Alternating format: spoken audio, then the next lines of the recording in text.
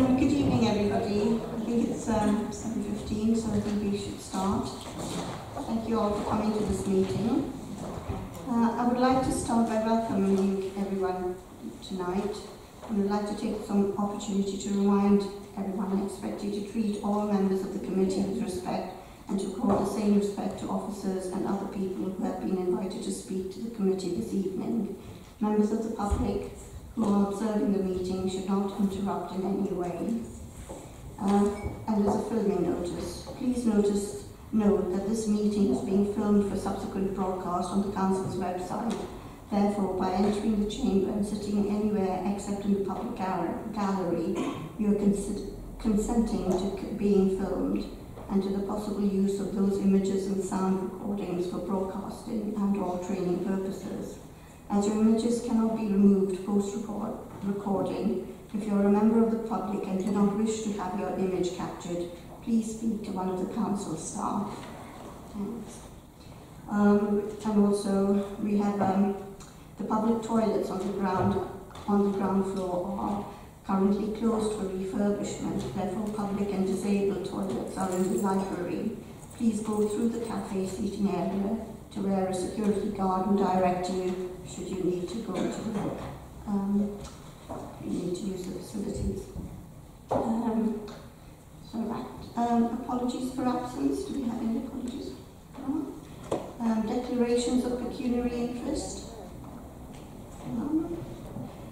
Minutes of the previous meeting. Do members think it's a true and correct record of the previous meeting?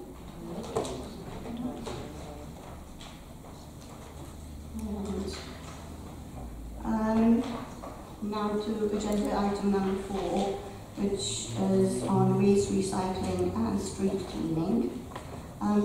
To the people who have asked to speak at today's meeting, and just to let you know that we're operating, each speaker will be given 2 minutes to speak to ensure fairness. We will be using the traffic light system.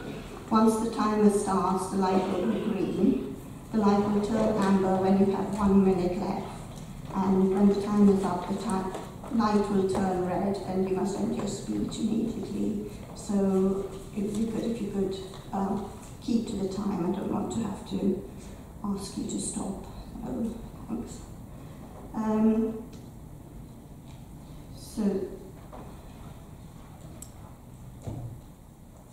Shall I call the public speakers to come? The first person here is Rudy Leone, a Mitcham resident.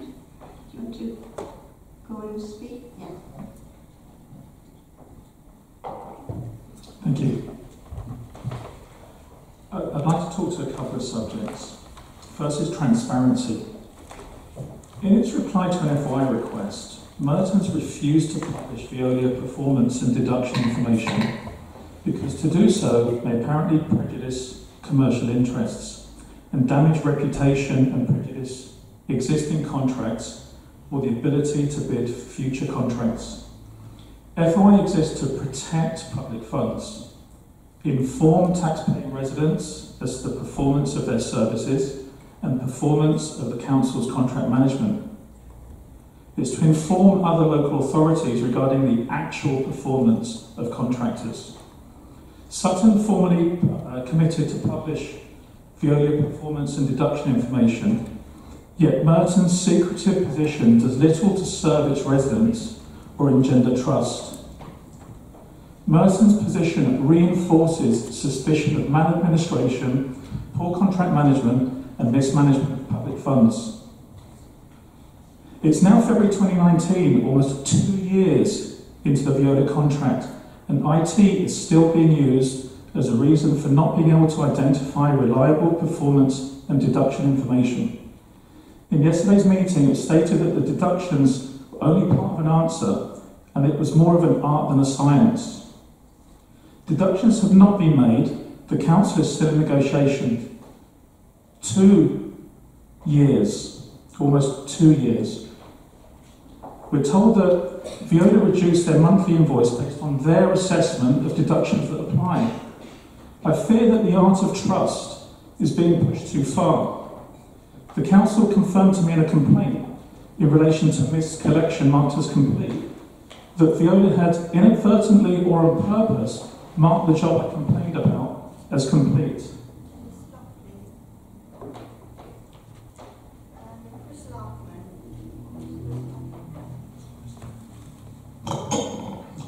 Good evening. I'm chair of the Apostles Residents Association in Rains Park.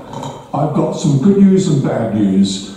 The good news is that, yes, our streets are cleaner since the introduction of the wheelie bins. I was not somebody who supported it, I must admit, but the truth is they are cleaner. Not perfect, but what it said on the packet is happening. But the bad news is the end of the roads where we've got flats in Kingston Road, and the rubbish there is an awful lot worse. And why is this? Well, it's because they haven't got wheelie bins, because there's nowhere for them to put it, and they are still putting out rubbish every week. And of course, if they put it out the wrong week, it waits. So my plea is, please do focus on that problem, because we've got some good news, which we're pleased about, but it is being undermined by the management of the flats. Thank you.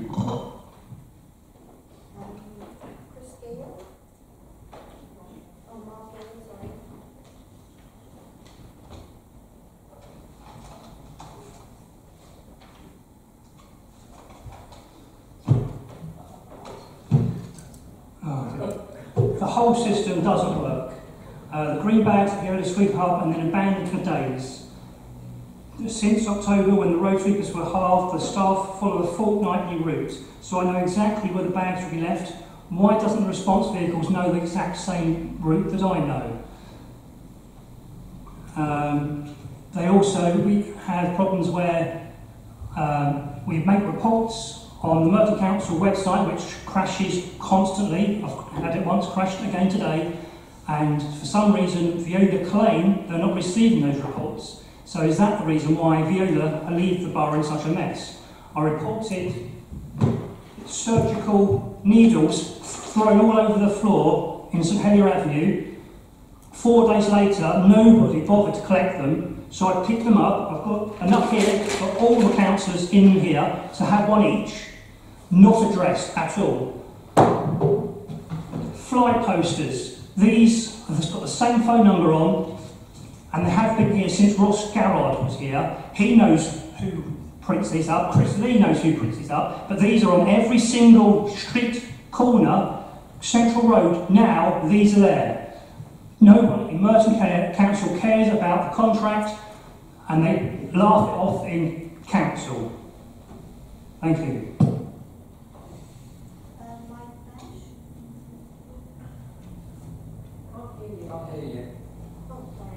Mike Nash. Hi, good evening. I'm here representing the Cruiser Road Residents Association. I just want to talk about a couple of things really. One is around the reduced strength weed killer, or none at all. I watched a chap come around. First time I've seen him, I've not seen him since, who attempted to spray. And he's obviously trying to save money. Because nothing was really coming out the gun. We've had to pay someone to come along in our cul-de-sac and cut and weed up the stuff around the circle and cut back overgrown weeds.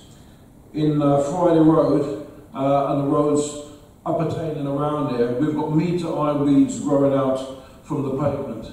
It looks like one of those derelict houses that you see on Sunyama. It really brings the whole road down, and I'm wondering what's so difficult about it. Used to happen. We used to have weed killers, they come around, they do it, and it disappears. Now it doesn't make any difference at all if they do it at all. We have the road sweeper chap walking across there and looking down the road and keep going. Doesn't come down. That cul-de-sac or the following one.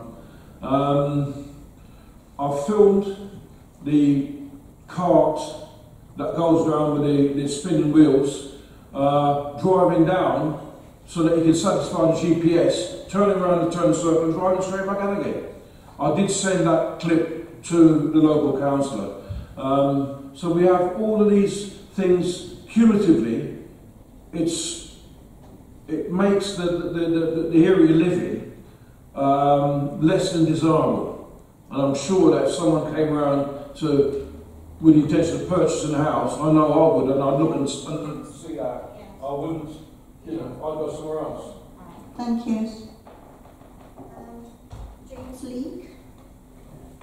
I represent the Wimbledon Union of Residents Associations, which is 6,000 residents between Rains Park and the village.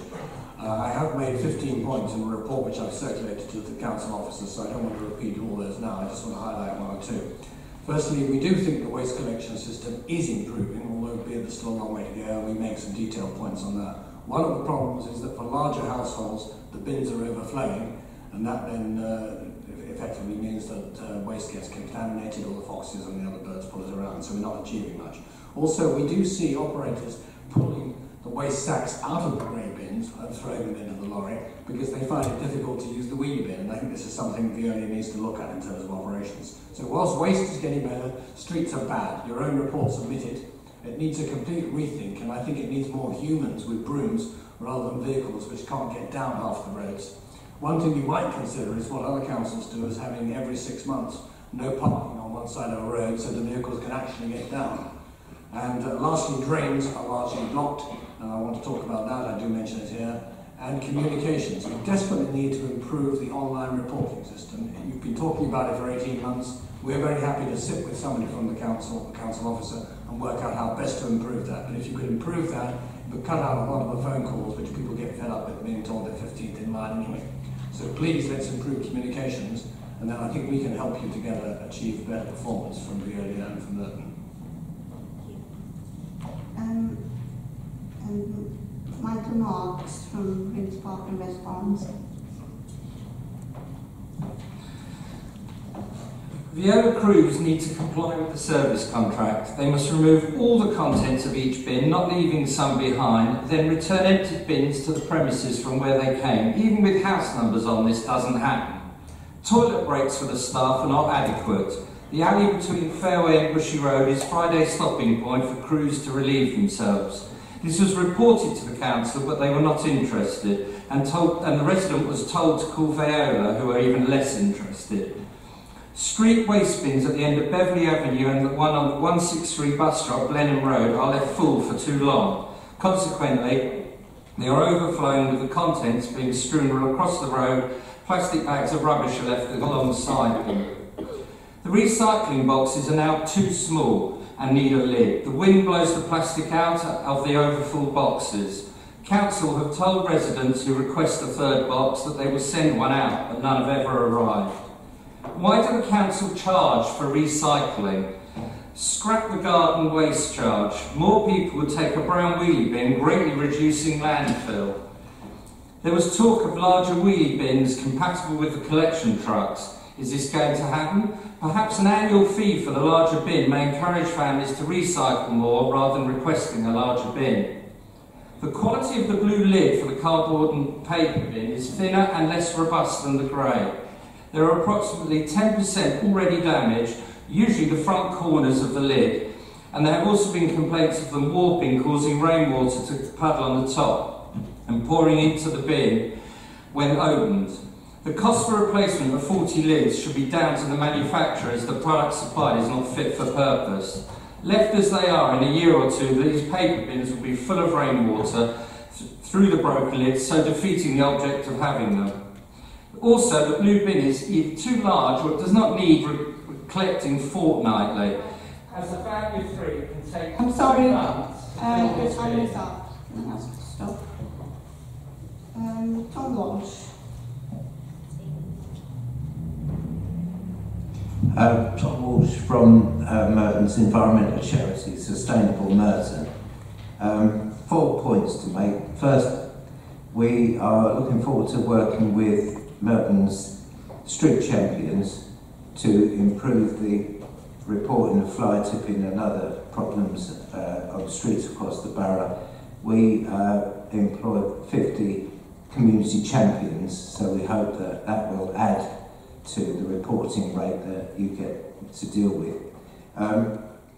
Last year we ran a plastic-free Merton campaign, which ran for 6 months and resulted in a lot of companies changing their policies on single-use plastic, pubs banning straws and so on and so forth. We think that heading towards a zero-waste society is the aim of every council, should be the aim of every council. So we obviously support Merton any way we can. 2 ways that Merton can play their part. And many residents have told us that they're tired of dealing with rubbish that can't be recycled, and they wonder why companies are allowed to produce their stuff in the first place. So we would ask Merton Council to double their efforts in lobbying government to make sure this practice comes to an end. And lastly, I forgot what my last point was.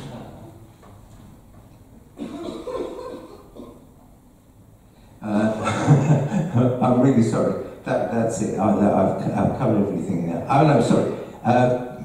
Public events. Could you make it a condition of giving somebody a licence to hold a public event that they don't use any single-use plastic at their events? Thank you.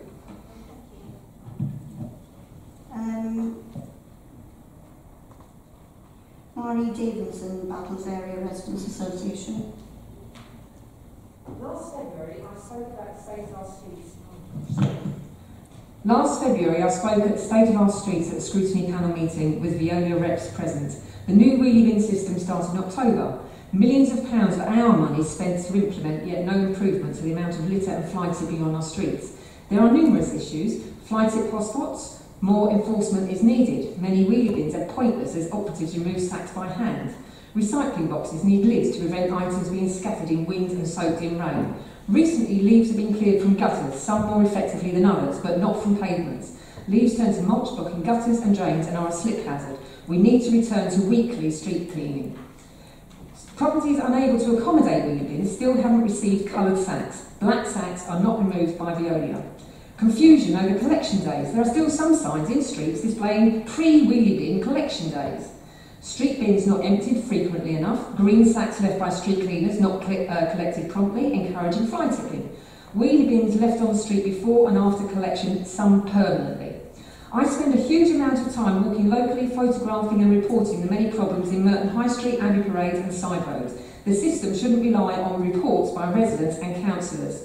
With no current facilities for presenting their waste, some flats above shops and businesses themselves daily leave waste on Merton High Street, ignoring the nearby signs showing the specific days and times they should present their waste. They now also dump waste at the end of the side roads leading to the High Street. Enforcement action with householders and landlords is needed now. It seems the only time action is taken to resolve an issue is when a resident or councillor speaks directly to a Veolia manager. Our Merton Council's own procedures, the blockage in the system. Frequently, the same problem has to be reported numerous times. Do Veolia ever receive these reports? They certainly don't appear to have access to location details with Merton's SRQ numbers. Reporting on SRQ resolution is inadequate.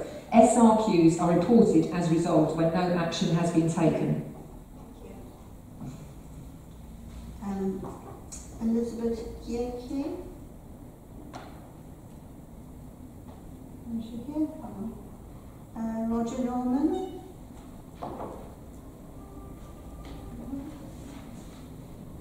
Dan Good. In 2010, Merton was voted the dirtiest borough. Against a backdrop of council indifference, residents began to fight. It was an uphill battle, but with persistence, standards did start to improve. No one envisaged within weeks of Veolia assuming the contract, we would be thrust back to 2010. When outsourcing of waste was mooted, residents said the plans didn't add up. The in-house service had struggled for years, and yet council leaders promised a like-for-like service, even though it was clear the contractor would have to further streamline waste management to extract a profit. Under Veolia, we've endured overflowing bins, missed collections, a shocking fall in street cleanliness, hardly the like-for-like service promised. Filth on our streets has increased. Litter and fly tipping have skyrocketed. Myriad photographs attest to this. Keep Britain Tidy stresses that a littered environment encourages more littering. Having reduced street cleaning, Veolia has actively created a filthier Merton. Assurances from Councillors Brunt and Alan Brittis of Veolia being fined at the end of last year proved, after an FOI request, to be false. Our leaders showed themselves inadequate in this failing contract. The improvement in the service, much vaunted recently, has in no way addressed the previous months of uncollected waste now trapped under hedges, in drains and shrub beds. This backslapping insults the many residents who endlessly report dirty streets, uncollected bins and who pick the litter. Roads like Morden Road, Haydens Road and St Helier Avenue remain filthy week after week after week, despite constant pleas from residents. With tacit support from council leaders, Veolia has introduced by stealth a lowering of standards to preserve its profits. This service serves the provider, not the client. Veolia hoped we wouldn't notice the disappearing bins, the slow build-up of rubbish. They are mistaken. Residents will fight the drop in standards until we get the service we are paying for and the service we were promised. Can you stop? Your time's up. Thank you very much. Is it Scott Edgell, you from Veolia? Will you respond to the speakers, please?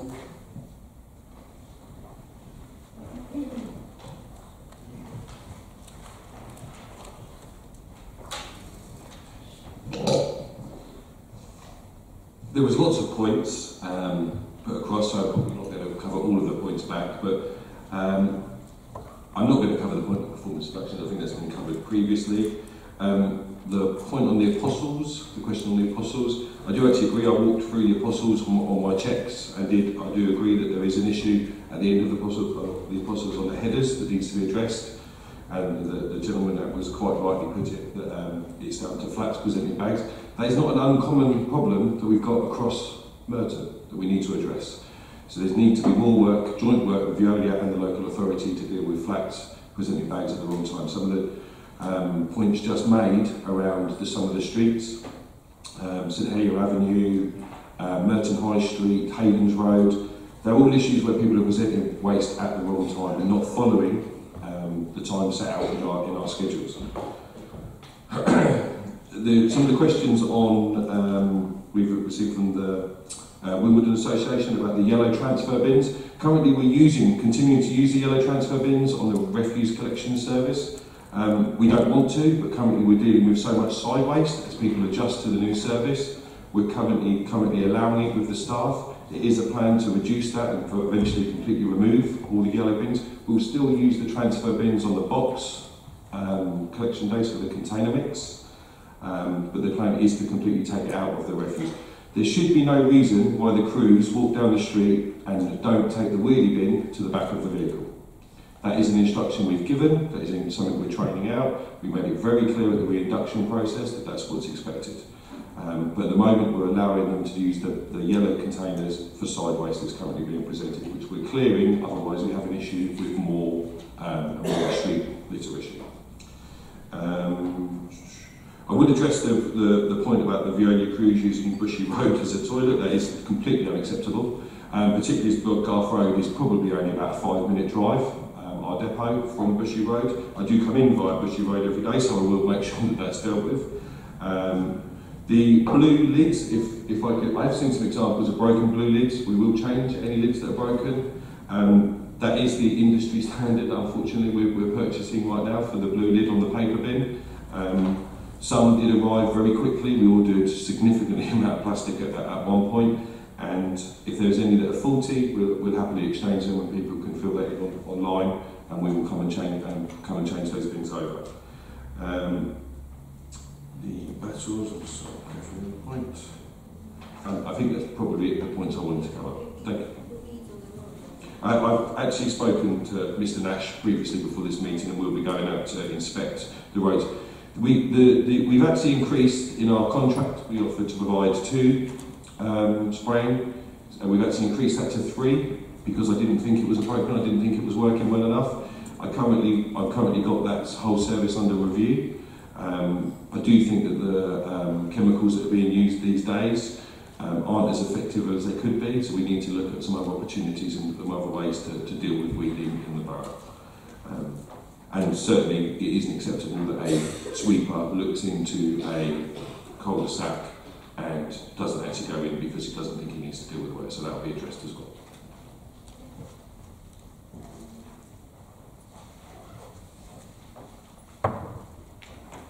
Now we'll go to the main report.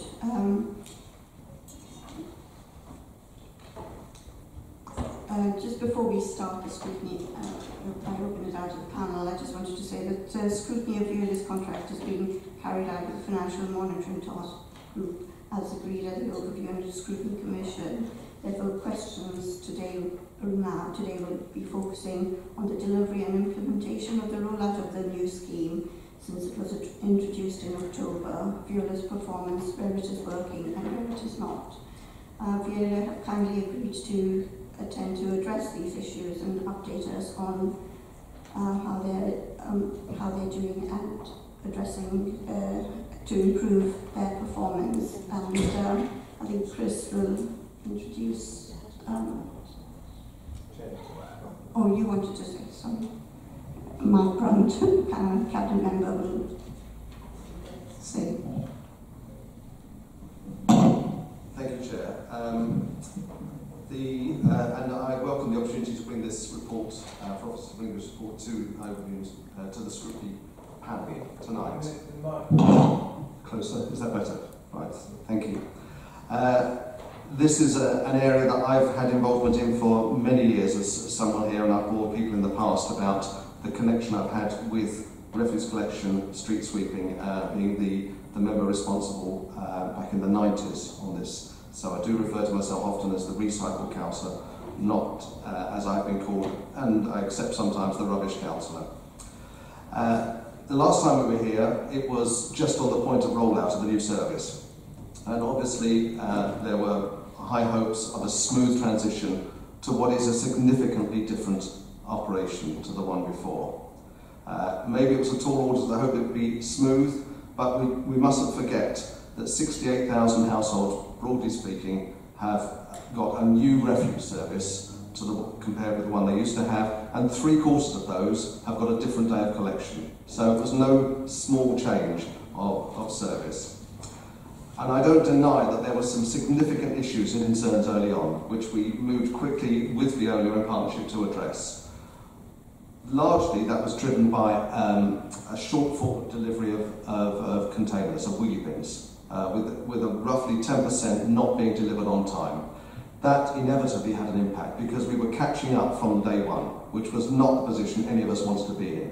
And that had an impact, therefore, on the delivery of the increased number of recycled boxes that were needed for plastic, glass cans and cartons, and also in the increased take-up of food waste and the recycling there of food carriers. So we should have been delivering and meeting that need from the first day. We weren't. We were trying to catch up on delivery of wheelie bins. It's also had an impact on the delivery of larger wheelie bins for those that are trading up, for those that need to have larger bins for whatever reason, as in my family's case, and I hold my mum up often as an example of someone, as a benchmark of what public opinion is. She was entirely against wheelie bins until my dad needed incontinence pads, and now it's been a saviour for them, and that's why some people need larger bins, nappies and the like, and also larger households. But we failed in delivering those on time for many people because of the catch-up situation. So in some ways, we were a victim of our own success with that take-up of food waste increase and the backlog there. But looking back, what have been the highlights of the last 6 or 5 months for me as the responsible member? Well, each month, over 500,000 containers are emptied from people's households. And we mustn't forget that. That's a total, so we're heading towards 6 to 7 million empty containers a year, which is a lot of containers. A 58% increase in food waste recycling, which is about 150 plus tonnes, 157 tonnes, I'm told, in fact, per month. So that is about 16 refuse trucks full of food waste every month that wasn't going into the food waste recycling chain before. A 20% increase in garden waste, up from 7,500 to almost 9,000. We're hoping to grow that even more. And that's equated over a 3-month period, you'll see in the report, to over 500 tonnes of garden waste extra compared with the same period the previous year. That's 50 refuse trucks full of garden waste. 45% is our target for recycling, and that is within grasp. I am hopeful that we will exceed that. Sutton certainly exceeded it in its first year, and I'm hopeful we'll do that. This compares, I don't often use the Wandsworth comparison, but Wandsworth has a target of 22.3%, I believe, for their recycling, and they're not even achieving that. So the number of people receiving assisted collections is a huge increase there. We've gone almost doubled on that, and that's a credit to us as a borough that we've been responding to residents who sadly perhaps weren't aware of the service before, but this service change has meant that we've publicised it and we're out there and we're serving an extra 460 people roughly, households with assisted collection. A reduction overall in the number of tonnes of going to landfill every month, 330 tonnes going to landfill. And don't forget that includes the litter bins, and it includes what's swept from the streets, and includes the fly tips, but a 330 tonne reduction overall. 33 refuse trucks equivalent, roughly. Fly tips reported and cleared within 24 hours, and I'll go on to talk a bit about the reporting system, but nevertheless, we've got at a rate of nearly 90% cleared within 24 hours if they're reported on the system and acknowledged that way. So for me, as the Cabinet member, what do I see as the challenges going forward? And I think it's useful to mention those, because there are things that occupy a lot of my time and my concerns. I think we need to close the loop on container delivery. We need to draw a line there. We need to get that right. We're almost there on it, but we need to make sure that everyone has the appropriate bins for the service they need. And I think that we're close to it, but we just need to finish that off. Dealing with the unprecedented growth in fly tipping. If you don't need to just drive around Merton, but if you go around and travel around different parts of the country, there seems to be an epidemic of fly tipping. And we're not alone in dealing with that. And if we don't step up our game on that, we're going to get the fly tipping from other boroughs coming into us. So we need to make sure that we're ahead of the game on that. We are successfully prosecuting. Only recently we've seized vehicles and crushed vehicles where the owners did not come in to have conversations with us, and these were vehicles that we've caught on CCTV, fly tipping within the borough. And we're not going to stop with that. I don't expect everyone to do it, but I do go through bags looking for addresses. I wouldn't recommend it because it's not a pleasant job, but I have given witness statements and I'm prepared to go forward with that. I wouldn't ask residents to do that, but we actually have a small team of officers who do that. And it's a thankless task for many to have to go out and do that. But they do it on our behalf, and they do it to their credit.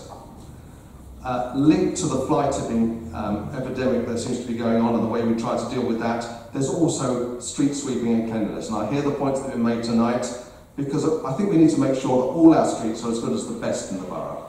And we need to work hard to make that happen. We're taking on 3 additional street inspectors to supplement the client management team, so they'll be out there on the streets monitoring more. Flats above shops, and again that's been mentioned by residents today. I think that this is a challenge for us, because it's twice a week, the collection, generally Monday and Thursday, Monday morning, Thursday afternoon, but it's becoming a regular custom and practice for many people living in flats above shops, particularly on busy highways, to be leaving their bags and the litter around litter bins, bus stops, trees, lampposts and the like.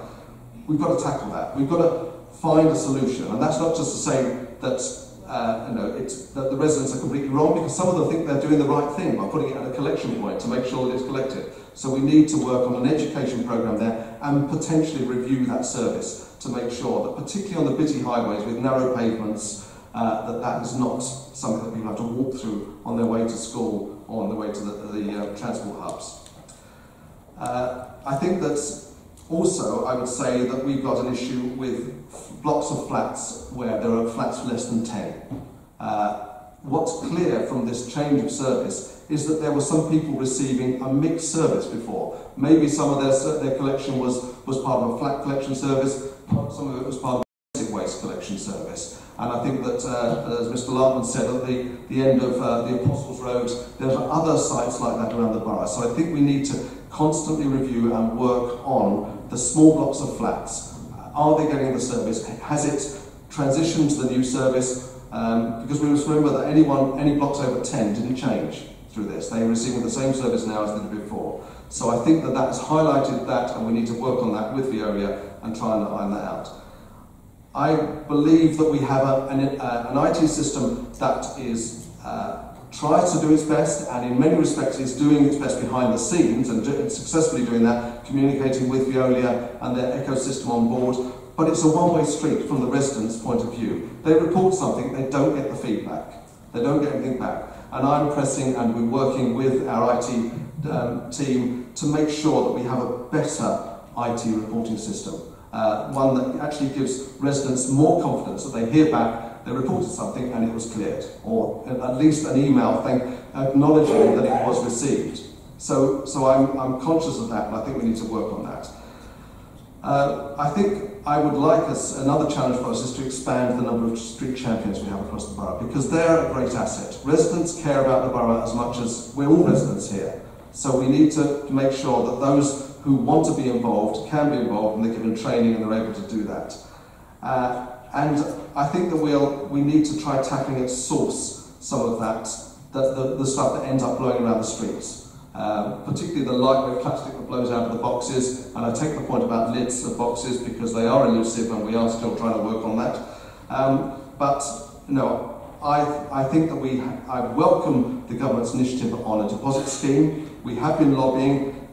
I never thought I would ever write to Michael Gove, but I did write to Michael Gove before Christmas, congratulating him on his announcements of what he intended to do, making food waste recycling compulsory every week, and also on the introduction or the consultation on deposit scheme. And I welcome that, and I think that will tackle a lot of our issues as well. So, in conclusion, I'd like to say that it's not all been a good picture, but I think that we have made great steps forward since the rollout last October. It is improving. There are streets, and I get residents saying that they're happy with what they're getting, but equally I do get some that are saying they're not happy, and we've had some tone of that tonight. But we have to remember as well that we have a small team of officers, and I do want to thank all those involved, from those that are employed to do the sort of work that we maybe should, we aspire to. Having us walk past someone who's dropped some litter in the street and say when we get home, I wish I'd said something to that person. Or maybe have picked it up, but we actually have staff who go out there who do that, who knock on doors saying, there are bags outside your house, why are they there? Or we found a bag down the road with your address in, why is it there? So I do think we need to acknowledge the hard work of the staff we have here. So I know I rambled on a bit, hopefully it wasn't a ramble, but it's something I think you'll see I'm passionate about, and I welcome this report, and I'm pleased to introduce it, and I'd like to give the Director an opportunity to add his points. Chris, would you like to have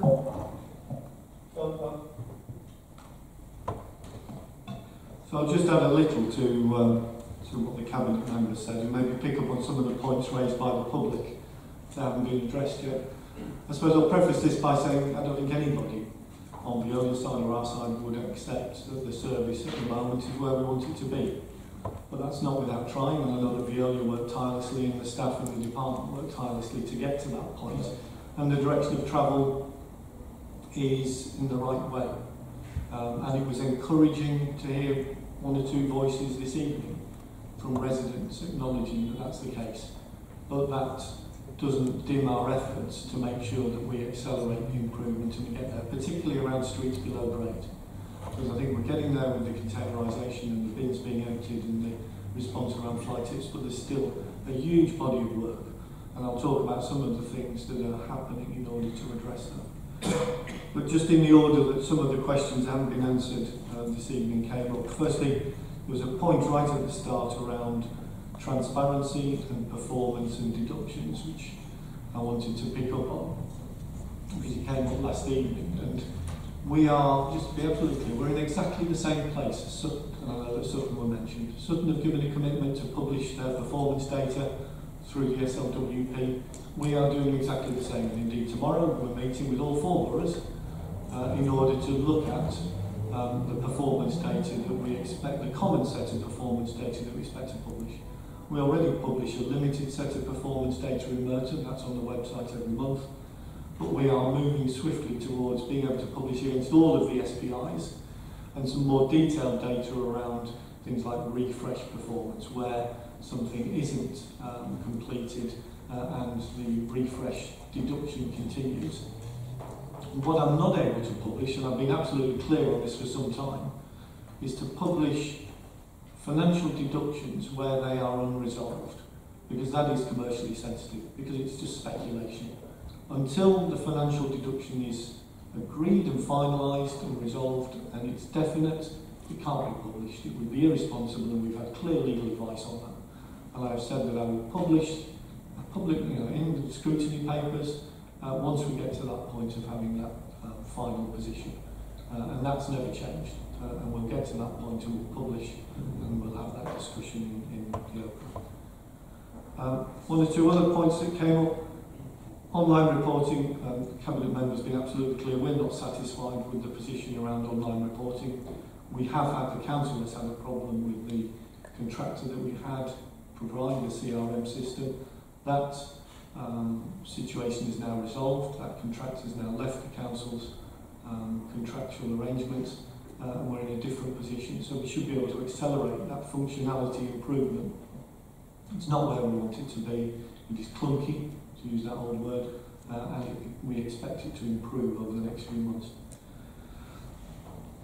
I think we sometimes lose sight of the fact that we've gone through in October the biggest change in waste collection and storage that the borough's ever seen. And that is still settling down. And it only needs one household per street not to dispose of their waste in the proper fashion for that to end up all over the road. Because a sack of waste goes a long way.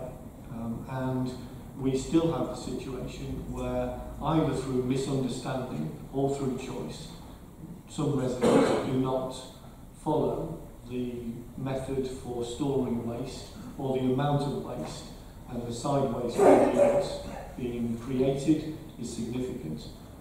We are finalising plans, working very closely with Veolia, to increase our education and enforcement capacity for probably around 6 months, to focus our attention on those households that need support, need advice, need help in getting the best out of the methodology we've got, which works everywhere across the country and will work in Merton. It's already working in many parts of the borough, as we've heard this evening, but until we get to a sort of 99% compliance rate, we will still have some of the problems with it. So that investment in that extra capacity will really help us to get to that position. And we'll have those details. Now we've got much more intelligence from Veolia about which properties they've tagged for either contamination of waste or presentation of side waste. We're getting that data, we've got it geographically mapped, we've got the addresses, and we'll be focusing our attention on those households. Just on one other slightly more minor point around some of the, I see them every day, these awful flighted or scrap car posters that are on lampposts, not just in Merton, everywhere in London, and out into Surrey and Sussex where I've been out there.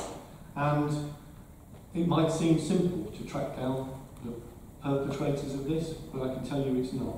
And our enforcement team, these people are incredibly elusive. They only have a mobile number on there. Actually tracking down and bringing to law the perpetrators of this is so far proved to be beyond the capacity of other London Borough directors. But we're working together to look at how we can bring this to law. I've written them down when I'm on my bike and stick them in my back pocket.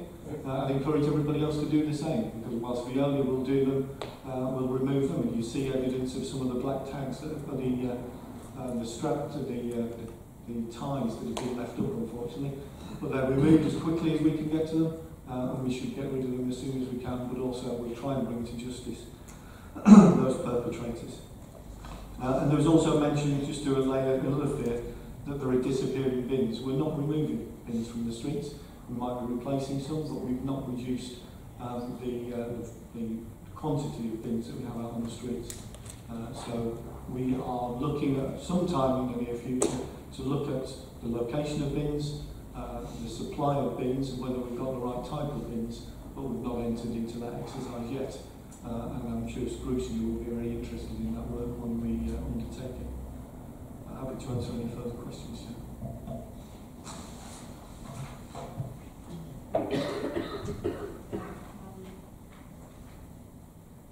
Scott.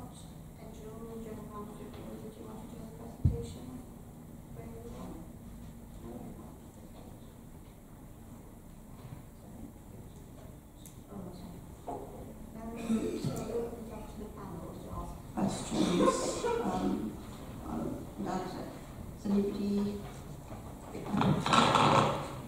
Okay. Thank you, Chair. I'm going to open up with, actually, we're going to try and get quite in depth tonight into the training, because it clearly suggests, Mr. Edgell, from what you told me, I'm sure I'm not the only one in the chamber that's quite surprised that it takes you to walk down the street to find rubbish outside of flats in the Apostles when your frontline staff have been going down and cleaning all the other streets. So we would like to know, perhaps you could deliver and let us understand how the management is training the frontline staff, and also what feedback and how that has been fed back into the management from the frontline staff. The example I just spoke about is a clear example that that information about flats that are not being cleared is not getting back to you, unless of course you walk down every single street and it's down to you to find out where it's not been collected. Thank you for the question.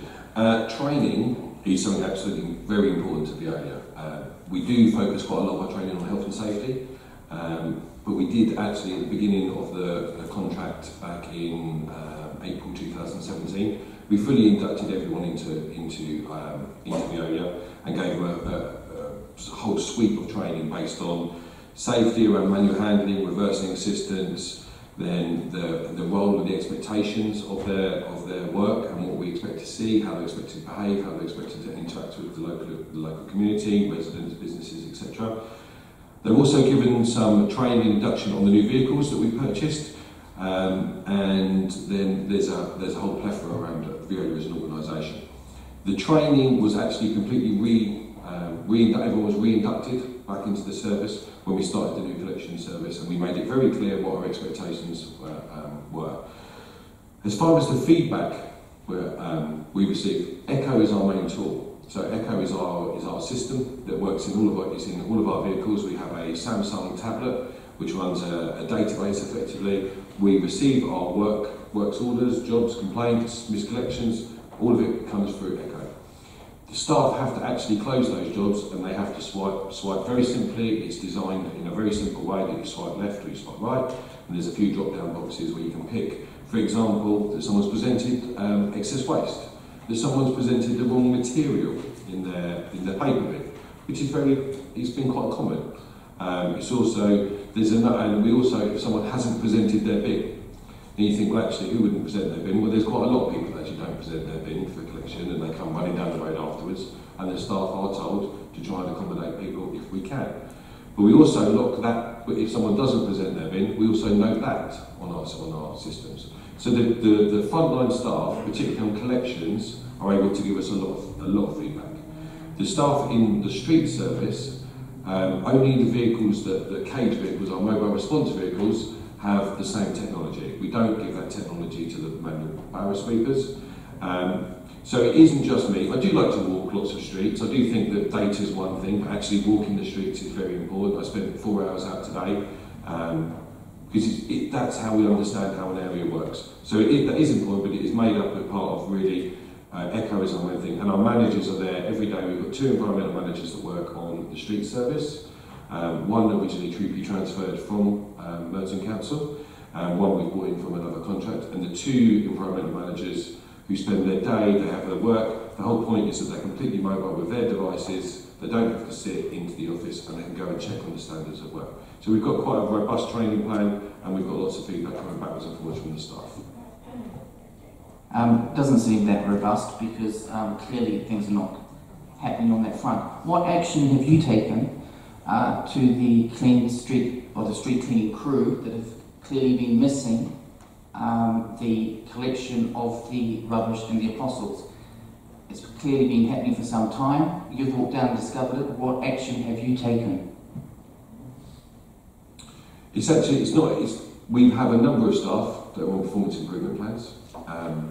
That's actually the resident who's not actually presented the waste in the correct day. So what action would it be against the member of staff when it wasn't it was their job to go fortnightly and it wasn't actually their job to go? So we can't actually discipline someone for doing their job correctly. But we have got a number of staff that are being dealt with via performance improvement plans, whether they're given tasks, set very clear standards. There's a number of cage crews that have been given some very clear standards on the frequency of emptying litter bins, and also the way they're dealing with ensuring that green bags are collected as frequently as required. That has been something we've been addressing. So the answer is not very much? No, it's not correct. The answer is there's been lots of performance improvement, and you can see that in the streets. Okay, Councillor Fairclough. Thank you, Chair. Two quick questions. First, while we concentrate on processes, are Veolia staff incentivised to report other problems that they spot whilst they're out on their jobs? So, for example, street cleaners possibly spotting fly tips. And secondly, you mentioned the environmental managers. I wondered if you could outline for us the way that they operate or work with Merton's neighbourhood client officers.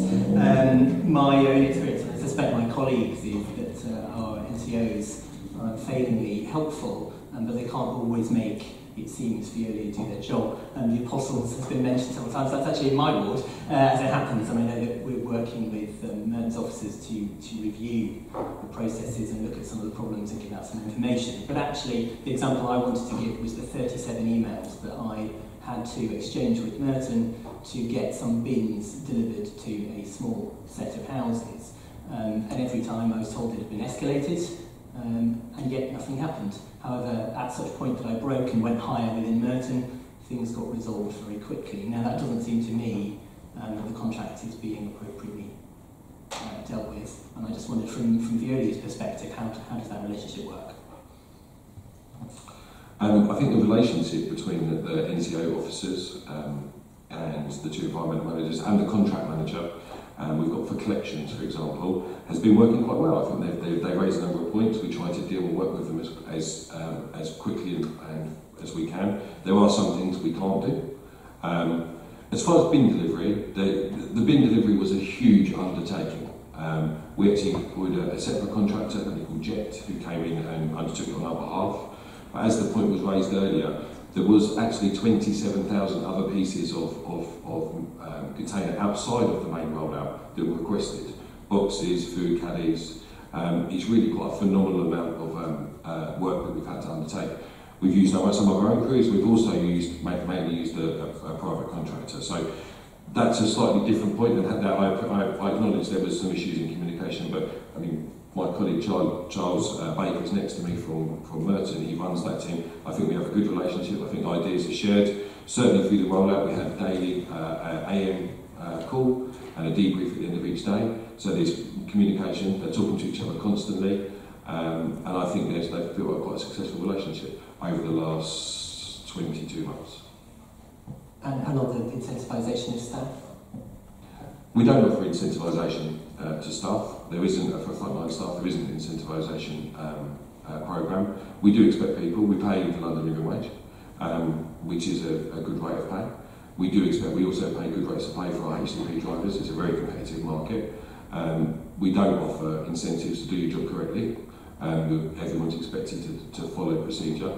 The cage crews are expected to put up information about fly tipping and actually present information back. That's happened a number of times when our staff have come back and said, this bag is presented every day, it comes from this household, can you please pass that to enforcement, which we've done. And the local mobile response teams are tasked with dealing with their sweepers or speaking to their sweepers every day to try and find out where there is issues. So they're all tasked with working together. It's a team ethic. It has taken some time. There has been some people that have left our organisation because they can't quite follow the team ethic. There's been new fresh people that have been brought in that understand the culture that we're trying to achieve in Merton. Councillor Macon.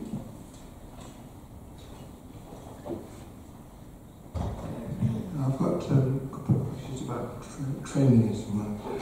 One of the things that's happening is the staff are not the same every week that's arriving in the wards. So my ward will get the same refuse team for a number of weeks, and then they'll get different ones. When the different ones arrive, they seem to have different rules.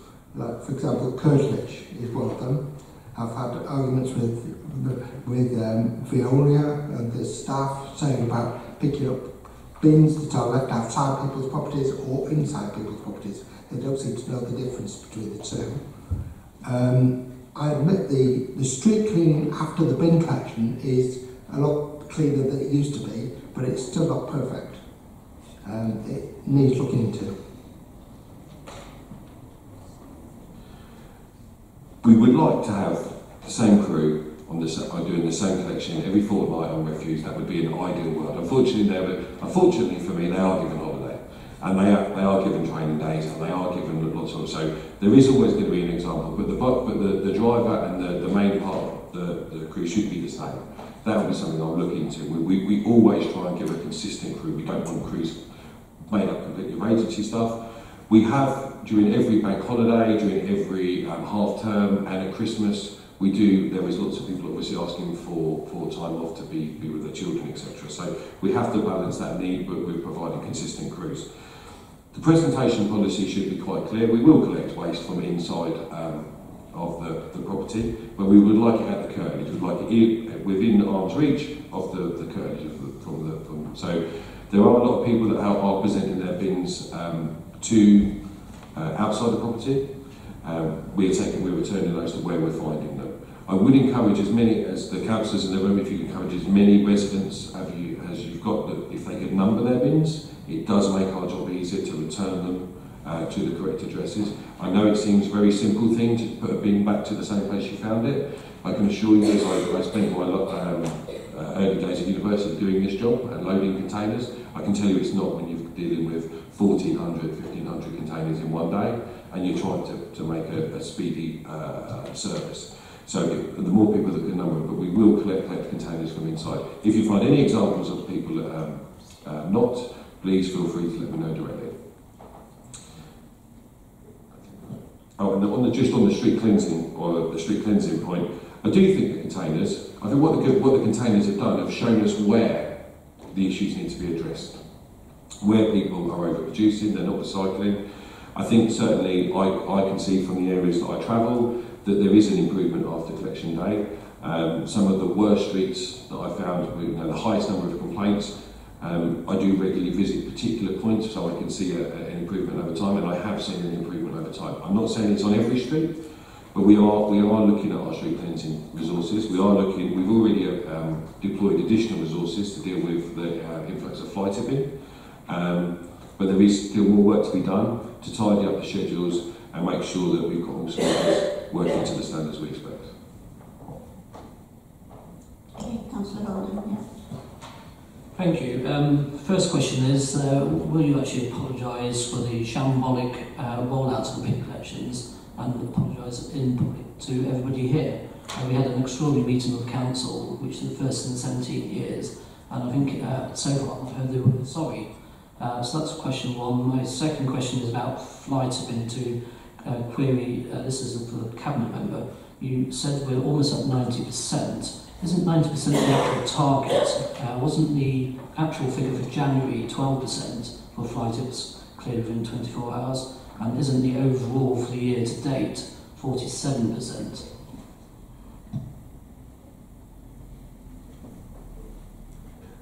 Just to clarify the point on the bin rollout, I wouldn't call it shambolic, but I would apologise to any resident of Merton that didn't receive their container on time.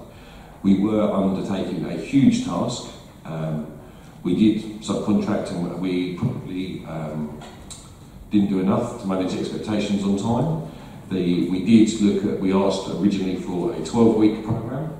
The programme was then, because of the time, and we always want to roll things out and start a service at a particular point in the year. You don't want to do it when there's too many bank holidays, for example.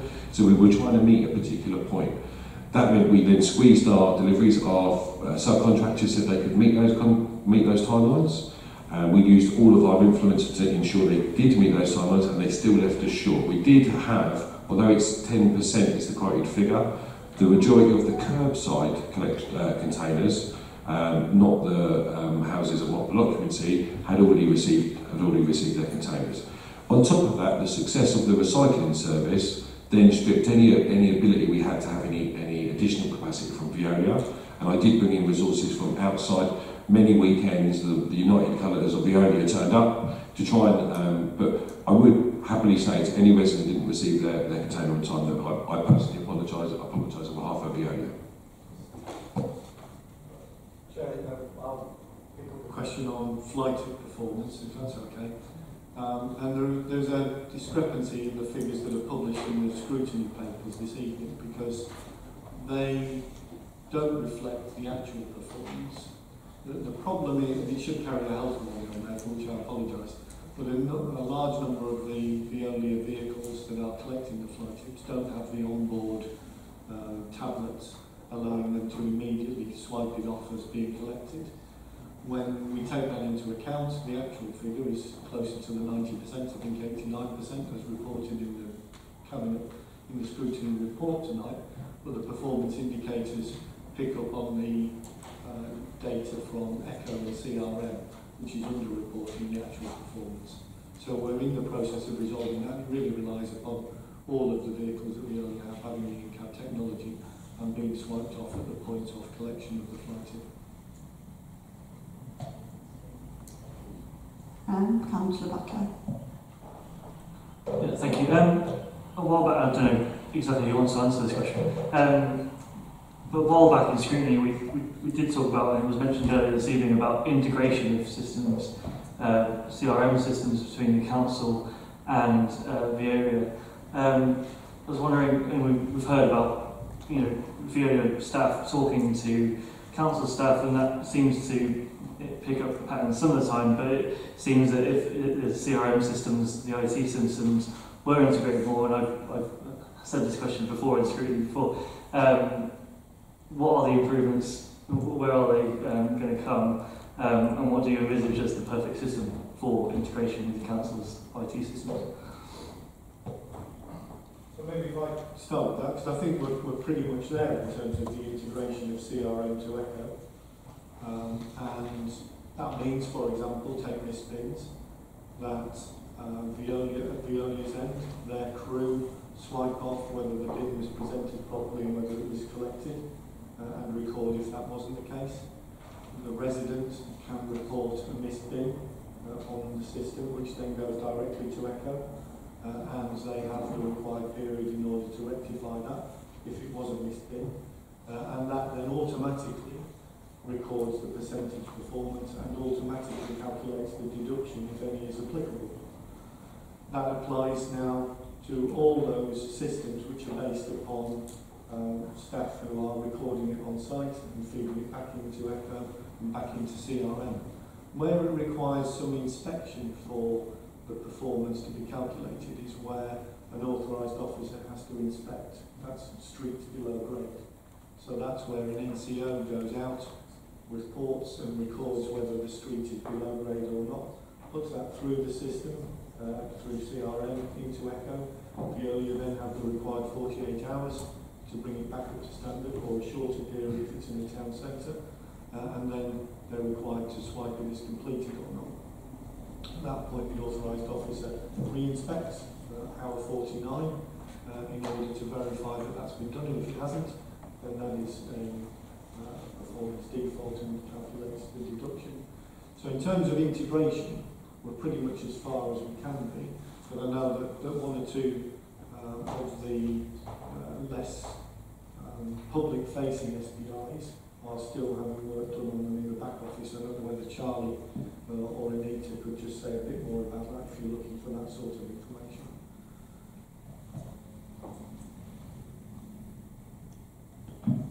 So, Yeah, so just following on from what Chris has said, there are a number of SBIs that aren't directly related to the frontline services. So as an example, there's SBIs around vehicle maintenance and MOT failures. So although they're equally as important, particularly on a health and safety perspective, the volume, the numerator in terms of those deductions or those performance measures are much easier to be done manually. So at the moment we're focused on the integration on the high volume activity areas such as street cleansing, missed bins, etc. So that's where our focus has been over the last 18 months. But there are a number of SBIs that aren't forward facing that still need additional work in terms of a fully integrated system.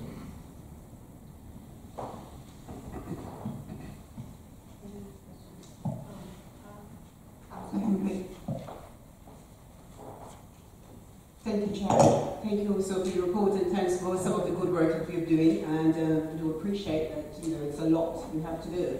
However, last meeting we spoke about the green bags that have been left when the sweepers are finished, and we were promised that they should be collected after every within a day.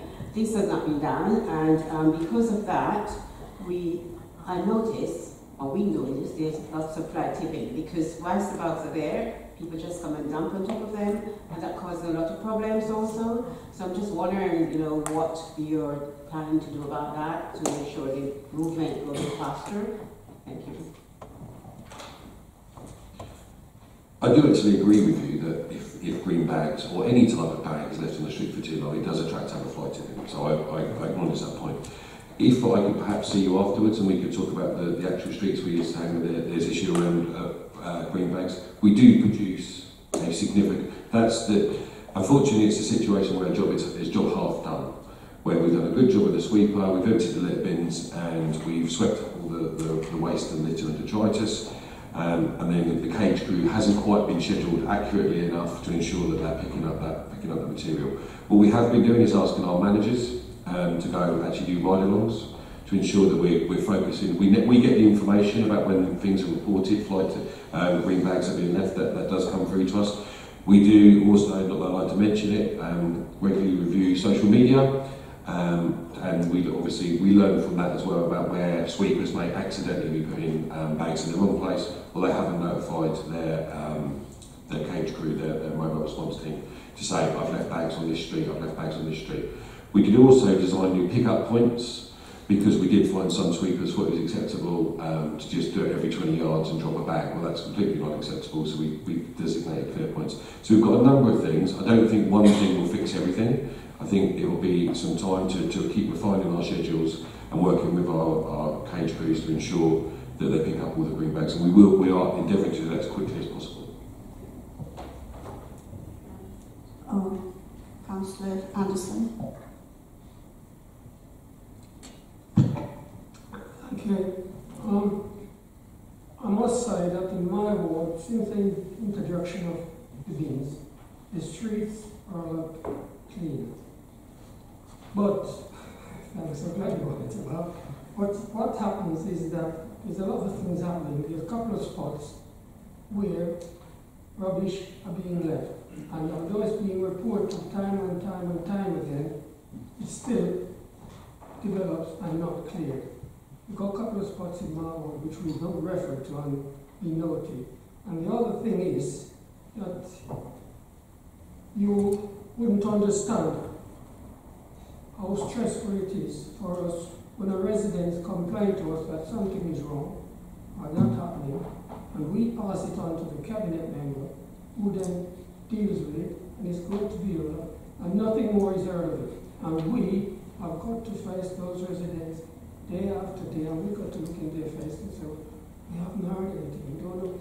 There's one chap who consulted me, and he said he applied for a large bin, one of the large bins, because he's got a family of 6 living in the house.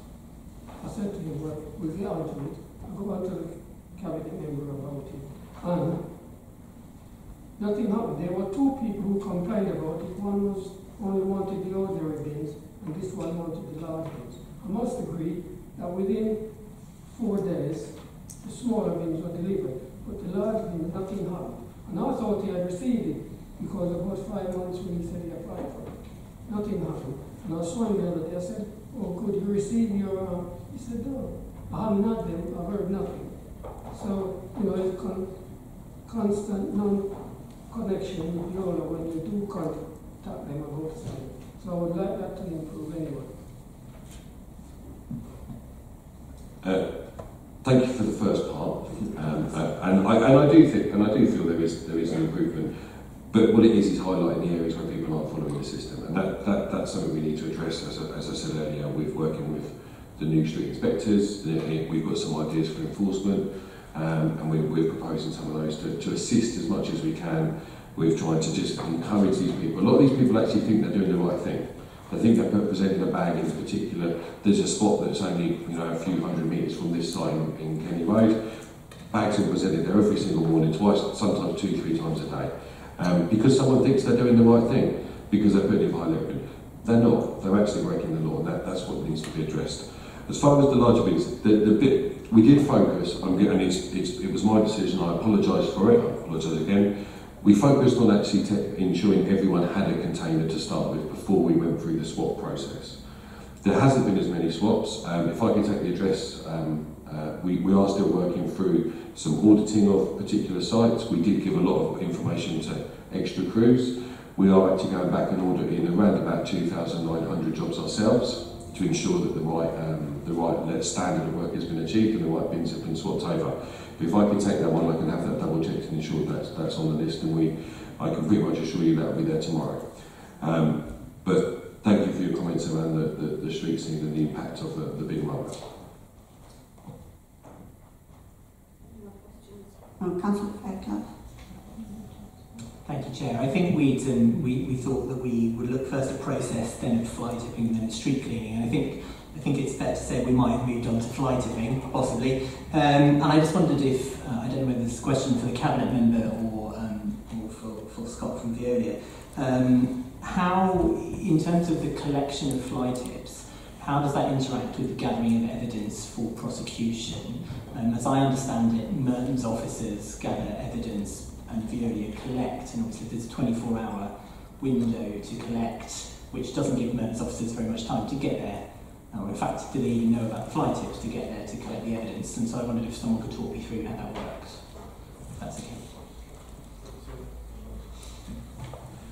It does, that's one of the issues that we've been trying to address, and actually one of the ideas we've come up to support the enforcement teams is we've already got an obligation to, if it's obvious, and we have to be careful.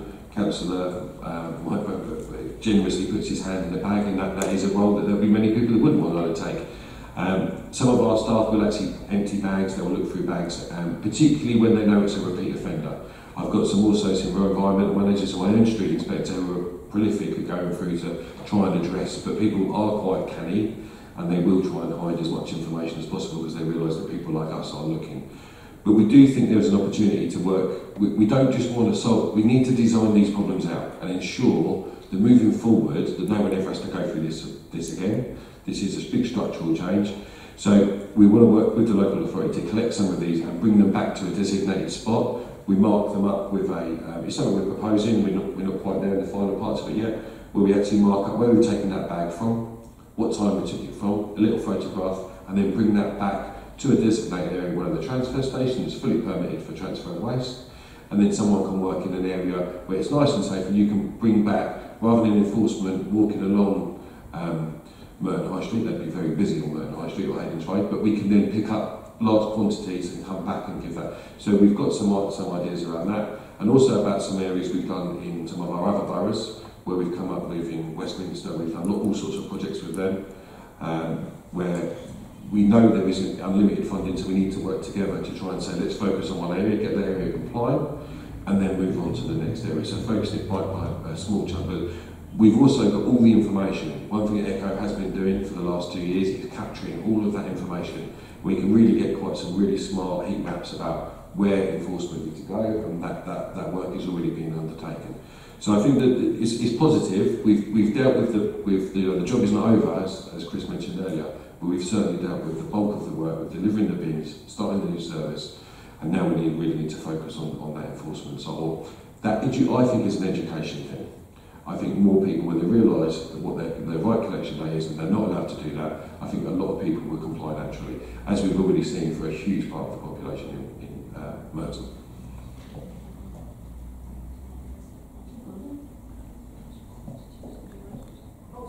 Yes, just to add to that, I mean, I'm pleased to hear how Scott's talked about how they pick up on the ones where they detected it. But we also do have our officers who go out and when they see fly tips outside houses, or this was what I was referring to earlier, or bags abandoned, they do go through them, and where they find addresses, the householder is written to say, can you explain how your rubbish ended up here? And there are successful prosecutions. We also have some camera work going on in places, and that's how we ended up with what was the recycling site on Fix Marsh, and there were 19 cases that were taken forward as a result of the camera surveillance there. We can't have cameras everywhere, but I do think that, and I'm open to suggestions, and this is why I've established some workshops with ward councillors. The next one is next Wednesday, to just look at their patch and just say, how's it going for your area? What are the hotspots for fly tipping? What can we do together to deal with that? And I think it's a mixture of things. It's going to be street champions, it's going to be education, it's going to be reviewing the service for that area, and maybe in some cases deciding whether a recycling site, because that's one of the issues that I've been taking. I found bank statements blowing around. I've seen Amazon delivery boxes dumped at recycle stations where I've taken pictures of the addresses just to try and follow it through. I don't think that's a sticking plaster. What we need to do is get to the point where we don't have to do that, have to do the prosecutions.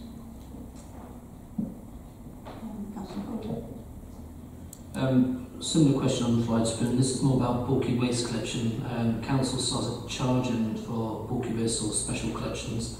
How do you expect people to manage to drive to Garth Road to tip? Most people are discouraged from driving these days, in Morden especially, with the council's own policies. So how do you expect them to actually do the right thing? And surely this would cause a rise in fly tipping, so possibly a review of that policy change may be required.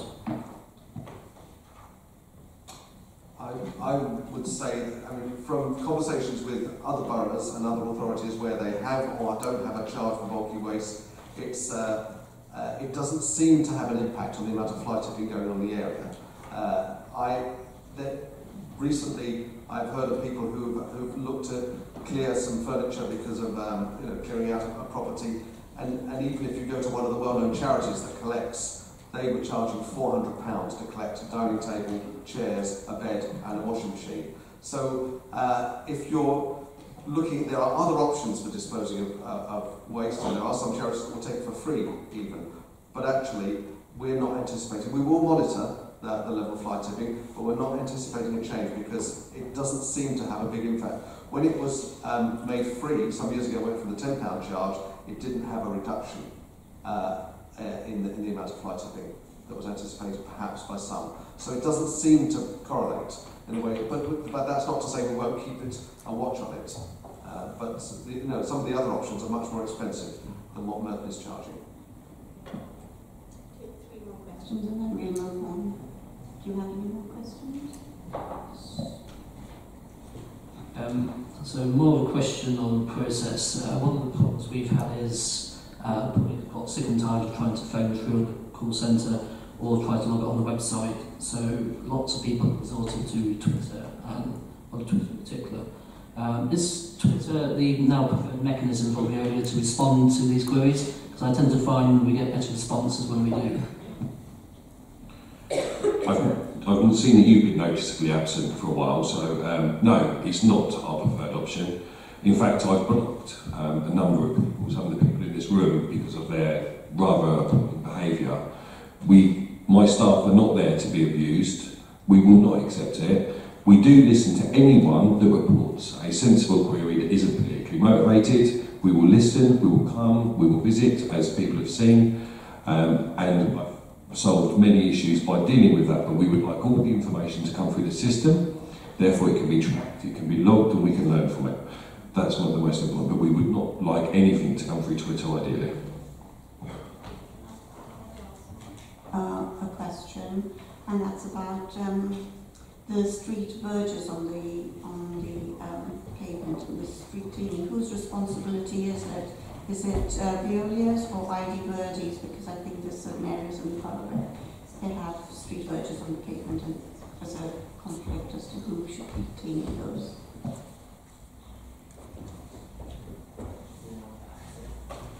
So there's a split responsibility really.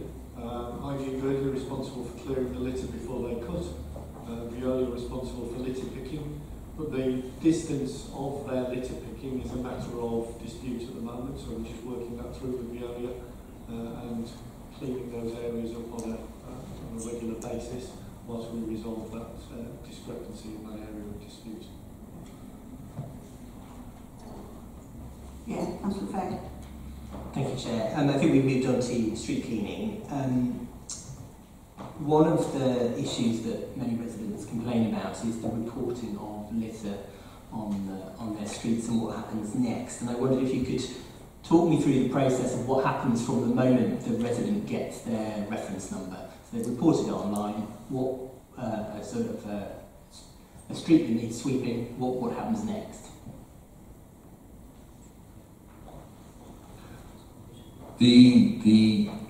As a resident reports it, does come directly to our ecosystem. We currently treat those, it's classified as a street below grade, so it requires somebody to go and visit, to discover. We do receive, during autumn, surprisingly, a huge number of calls about leafing. So with those particularly, we look to send someone and assess, do we need to put them up the plan or below the plan? Also, some people find that an individual dog fouling incident doesn't require us to send a vehicle back that does around 14 miles to the gallon and with 2 people. So we do send out a manager to go and inspect. Sometimes there is a little bit of a time lag on that. It is something I've been in discussions with all of the boroughs involved in the South London Waste Partnership about improving as part of our response times on those. I do think that the public, irrespective of whether it's classified as a street below grade, do feel there's an issue. So we do feel that we should be sending a speedier response, and it's something I've been working with these gentlemen on to try and resolve, because I do think that is something that comes up. There's always the issue that someone's just going to report a crisp packet that's just blowing down the street. But if, I'm looking at trying to reclassify some of those items and look at, rather than just having a broad brush street below grade, actually it's could it be a litter issue, a detritus issue, an abandoned waste issue, which would need an immediate response? Or perhaps would it be, if it's a weeding or a leafing issue, it's not necessarily life critical, so should we push that back for 5 days and then have a purge in that area? So those are the kind of things that we're currently discussing in the contract, and looking at improving upon the offers that we're currently making. So it is the case that a manager first assesses the road before a cleaning crew is sent out. And how does that work with sort of very long roads? There are lots of incredibly long roads. The manager is mobile and is in a vehicle, so they will drive the length of that street, it's actually someone that we inherited from one of the other local authorities, who we brought back in. He was a street cleansing expert, so we brought back in to make the clear assessment. I think, some of the figures were quite shocking about actually how many people that were put into. It was below a grade B, or a street requires attention, or a street below grade, and it actually was just a couple of minor pieces of litter which were dealt with by the manager on site. So we need to work on that response and clarifying that. So it is a manager that goes out and checks on that before we deploy resources.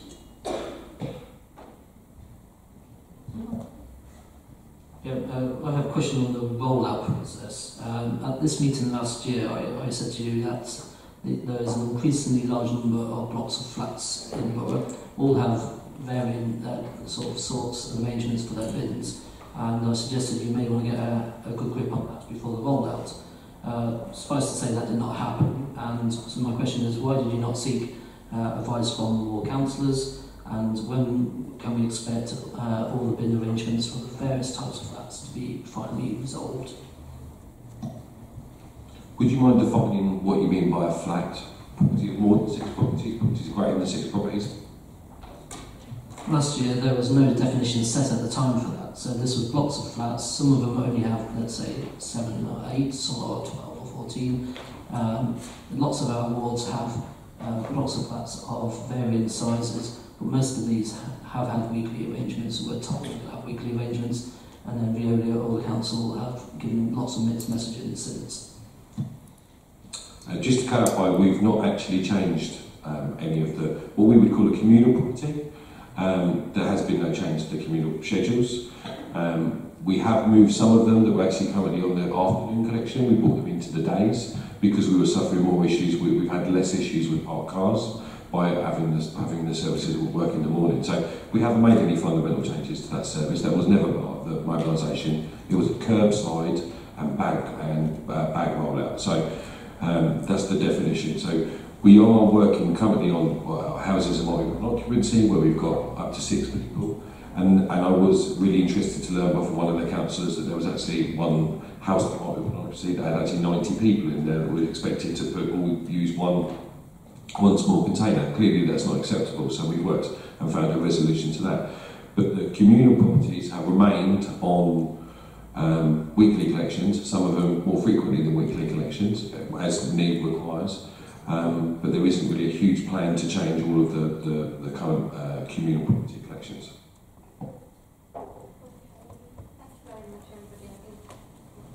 Thank you very much, Veolia and all the officers for coming and speaking tonight and answering. I think we'll now move on. And can I before we close, make a recommendation that you come back in 6 months to review the performance? Thank you.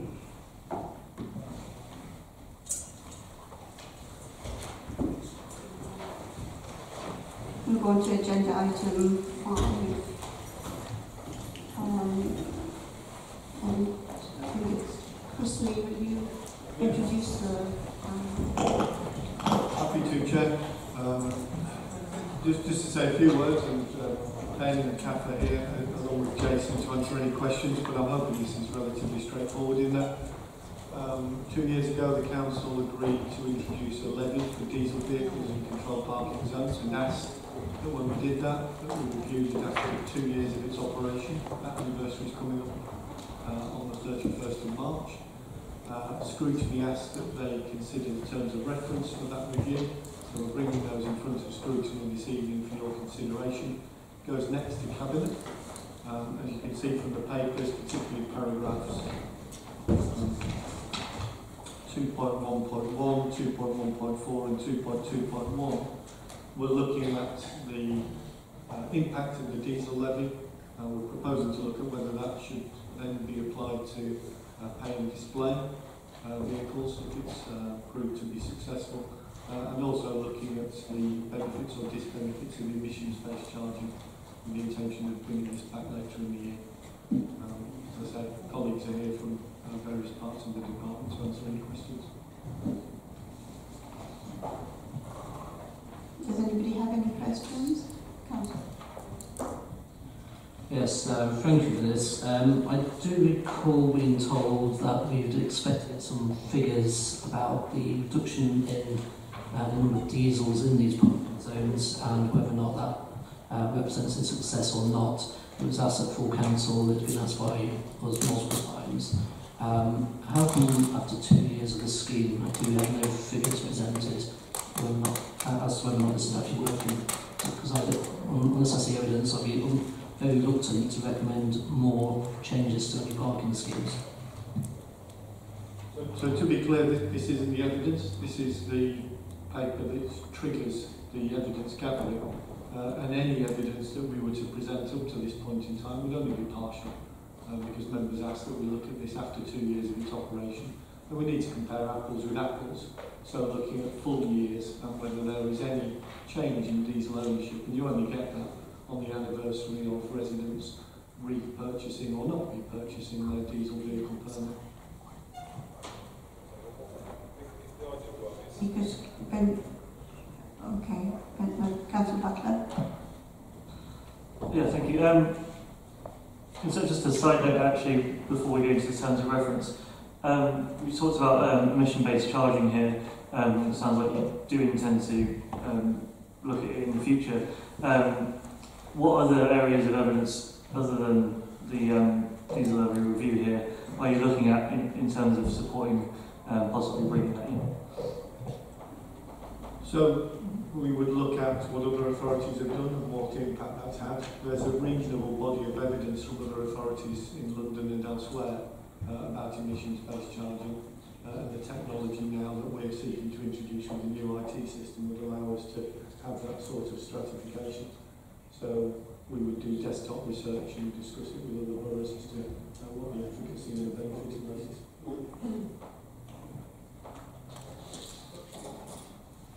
Anyone else with questions? Oh, Councillor Fairclough.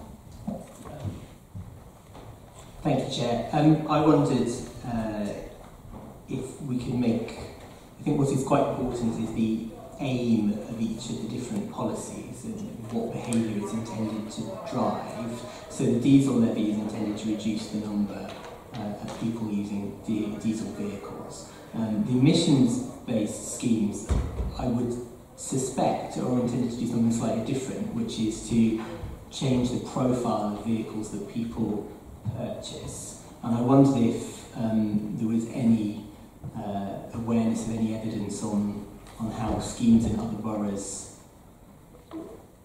how the behaviour of people had changed in those two different ways. So you're absolutely right. What we're looking for as a policy objective is fewer cars and fewer polluting cars, and for people to make those choices. You're right in saying that the objective of the diesel levy review will be looking at whether our policy has had any impact on the levels of diesel car ownership in comparison with the national change. Because we expect there will be a national change, and it's whether there's been any differential there.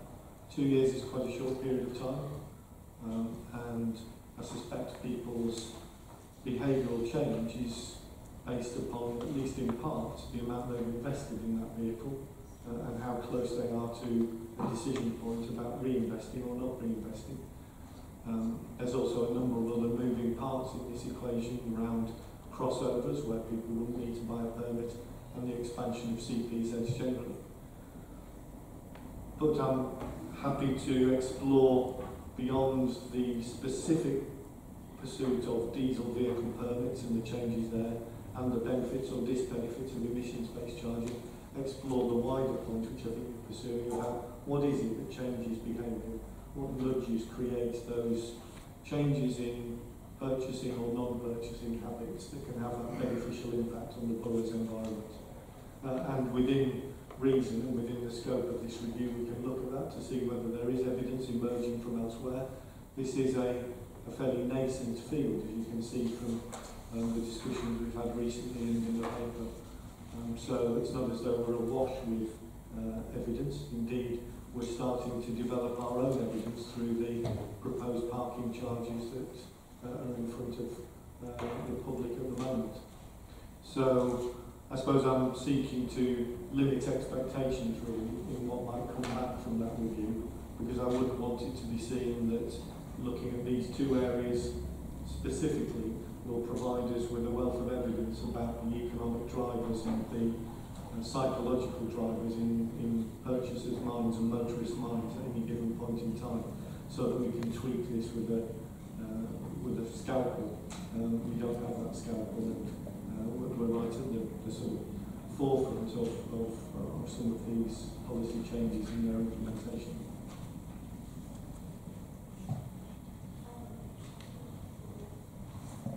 Thank you. In the report, it goes into some detail about cashless parking. This can be an issue that spurs up some people, in particular certain elderly groups who still prefer to put cash in the meter. How will you sort of get the message across and encourage behaviour change that they will go along with? Because sometimes some elderly people are more hesitant. And secondly, if you have meters you do keep, will you consider allowing card payments at them in tier plus or tram pay-as-you-go type option, because most people have credit cards or smartphones, but they don't have cash. So meters that may have something like that on them.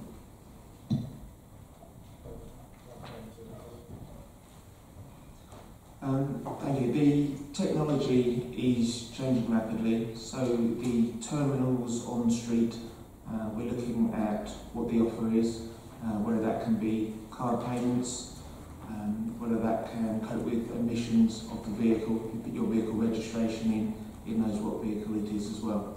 But we are conscious also that members of the public, not necessarily elderly people, will prefer cash. So there will always be an offer, whether it's purchasing through the council, through local shops, or keeping a certain number of machines on street in the vicinity, particularly in the high usage areas. So they're all the things that we will be looking at as part of the review. But we will bear in mind those people that do not want to use cashless, because there will always be those, and we need to be aware of that and be minded. And we look at that in this review.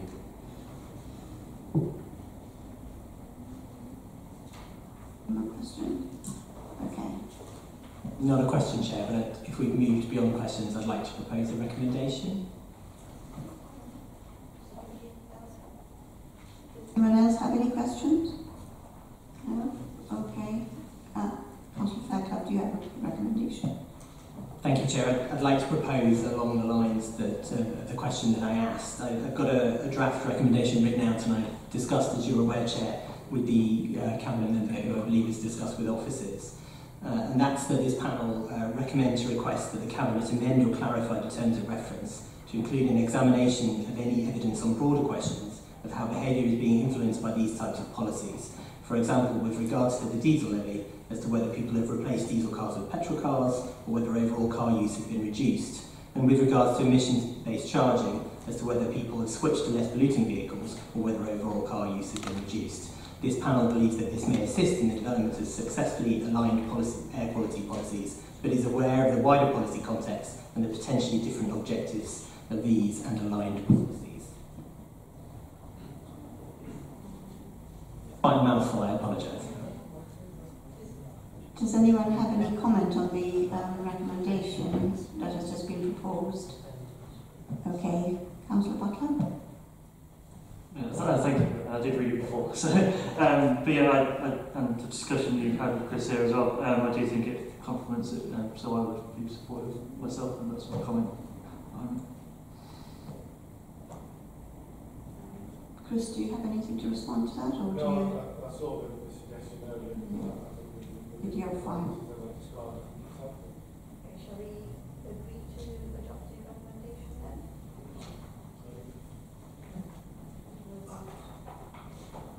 On to item number 6, Air Quality Task Group Action Plan.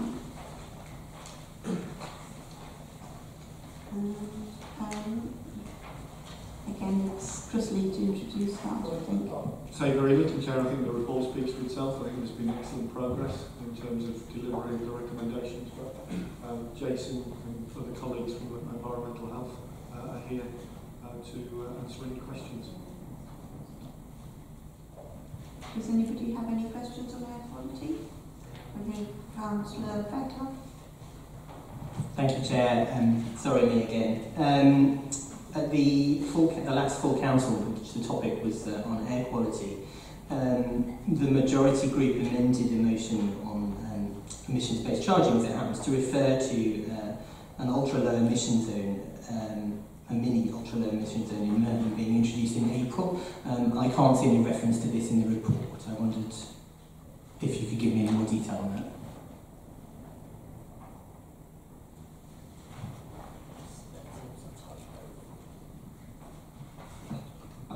We have committed ourselves, Jason Andrews from the pollution team, and we have committed ourselves to review the possibility of the use of clean air zones, which is basically the same type of thing.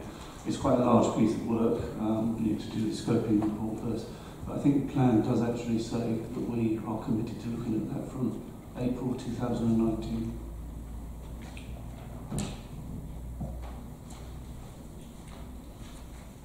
Councillor Morden. Thank you. So one of the key recommendations from the Air Quality Task Group last year was appointment of an extra Air Quality Officer. So can you let me know if a person's been appointed and what tasks they've been set so far to help improve air quality in the borough? Thank you, Councillor. I can confirm that the person sitting next to me is our new Principal Air Quality Officer. She's been tasked to deliver the Air Quality Action Plan within Merton. It's important to say that our service now covers 3 major London boroughs as part of the Regulatory Services Partnership. And with that, we are bringing together lots of other experts in the area of air quality, and we will have a team going from April of about 16 people, which is heavily supplemented by external grant funding. So I think you'll see quite a dramatic change in the way that we tackle this problem, and it will ramp up as from April. Councillor Macon, do you have anything to say?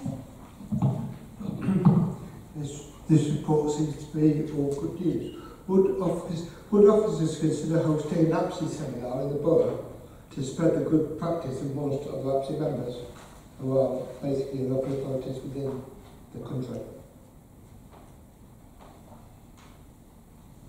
Perhaps I can answer that. We share expertise through a number of groups within the air quality industry.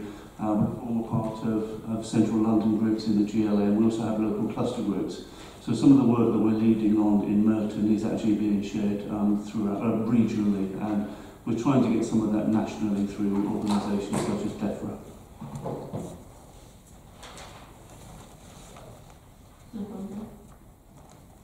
Thank you. When I looked through reports and seen most of the indicators were green in progress, which is good. There was one red one I noticed about establishing an air quality group for the borough. What would that look like? Who will be involved, and when will we expect to see that? Because it has been raised at full council before of having such a body. So yeah, I would like some details on that, please. We're proposing to use the environmental forum as a start on the basis of the group. There was a meeting convened in January, but unfortunately I was on sick leave at the time, and we'll be picking it up at the next meeting.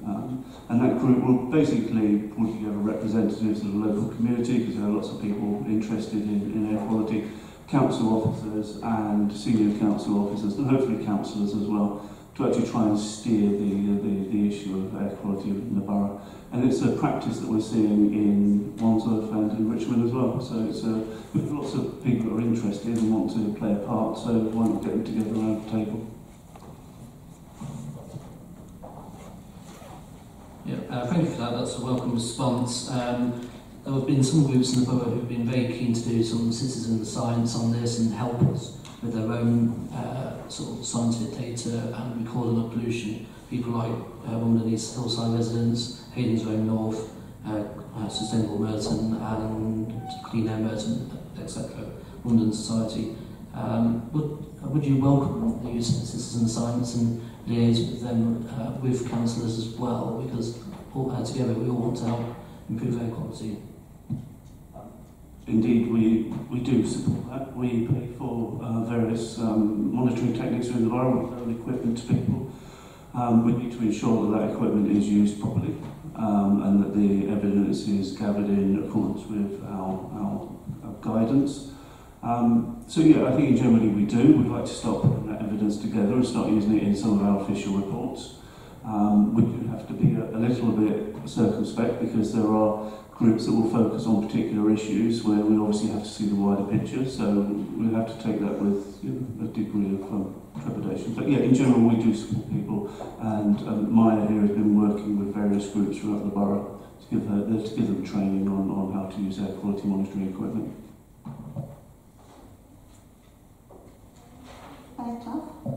Thank you, Chair. I wanted to ask very quickly two sort of connected questions about things slightly outside air quality, but with impact on air quality. The first was Heathrow expansion. In para 10.5 of the report, it noted that we will engage fully in the consultation process, so I wondered if Merton will submit a consultation response on Heathrow. The 3 consultations currently ongoing. And the second one was linked the air quality impact of 20-mile-an-hour zones. I know that's not fully an air quality issue, but I wondered if you could outline any work being done on air quality impacts of 20-mile-an-hour zones. Thank you. Yeah, I'll pass those up. So we will submit a response on Heathrow. What that is yet to be decided. We're not gathering any specific evidence on the air quality impact of 20-mile-an-hour zones. My guess is that if there are deflections, humps, and chicanes where you are slowing vehicles down intermittently, I suspect that's not entirely beneficial because of the slowing down and the revving up. But if it is a 20-mile-an-hour zone without those sorts of interruptions, and vehicles are complying with it and not speeding up and slowing down, then that shouldn't have a detrimental impact on air quality compared to any other zone. But to answer your question for you, we're not capturing that evidence separately. Councillor Morden. Thank you. Question on anti-idling. Recently, as part of the task group last year, we recommended anti-idling zones, and I'm glad to see that was implemented as part of that review. What's the status of implementing, putting up the signs and doing a comms campaign to help spread the word and possibly even start some enforcement? With regards to anti-idling, we've started the rollout of the signs throughout the borough. There's a lot more to do. We've had requests from a number of other areas to have signs installed, so we're going to get some of those made up. We're subscribed to a London-wide project on anti-idling for this year, so hopefully it will be successful, which will then means we are committed to enforcing by the end of the year. We'll also, I think, have about 8 events a year for the next 3 years, so we're almost being pushed into that, but it's early days and I need to have discussions with colleagues about where some of that enforcement sits, but over the next few years we are committed to it, yeah. Any more questions? I was just wondering, before we go on, if anyone would like an update in a year's time to see how the air quality task group is working. Okay, if we have it back in a year's time, thank you.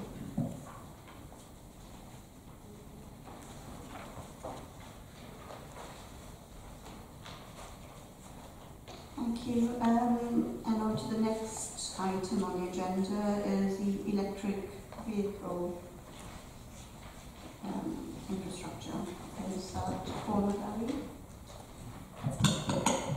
Thank you, Chair. This report is to update the panel on the activities the Council is undertaking to promote the rollout and greater usage of electric vehicles for business and residents. That was part of the Equality Task Group actions, and we're rolling a lot of this out through the funding we've got from TfL now and in the next 3 years.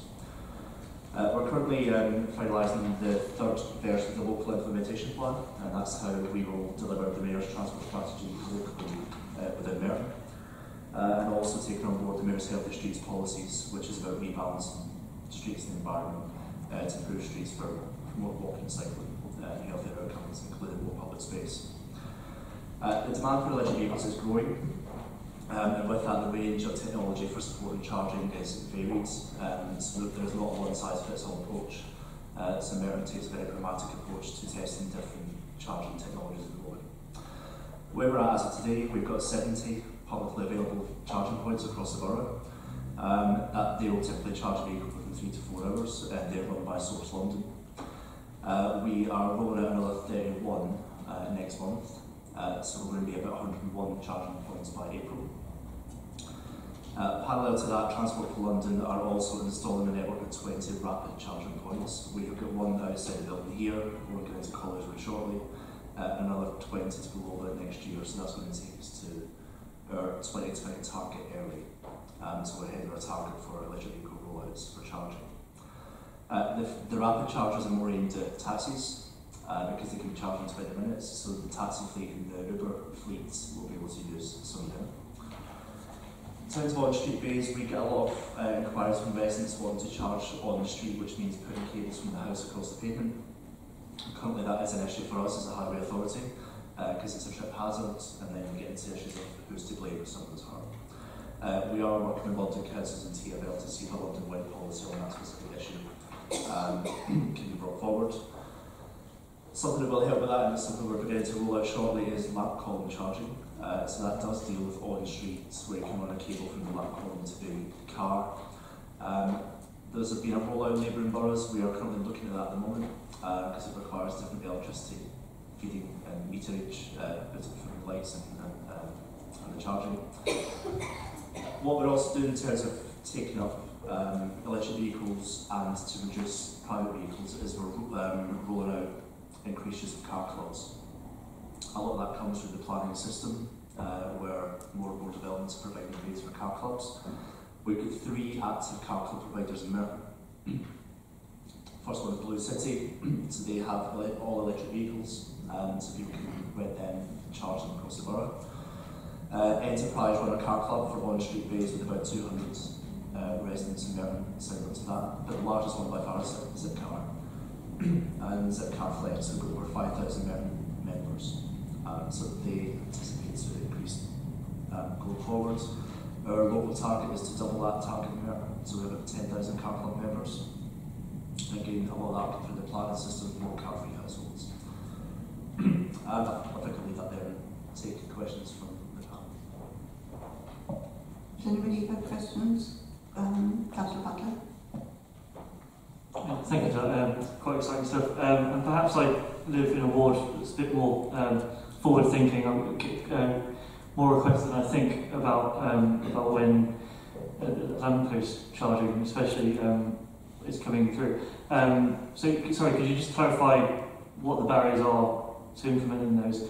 But also, if they were to be easily implemented, a few of my residents would like to see maybe on a street basis, if there was enough demand, that would then drive where you did put those lampposts.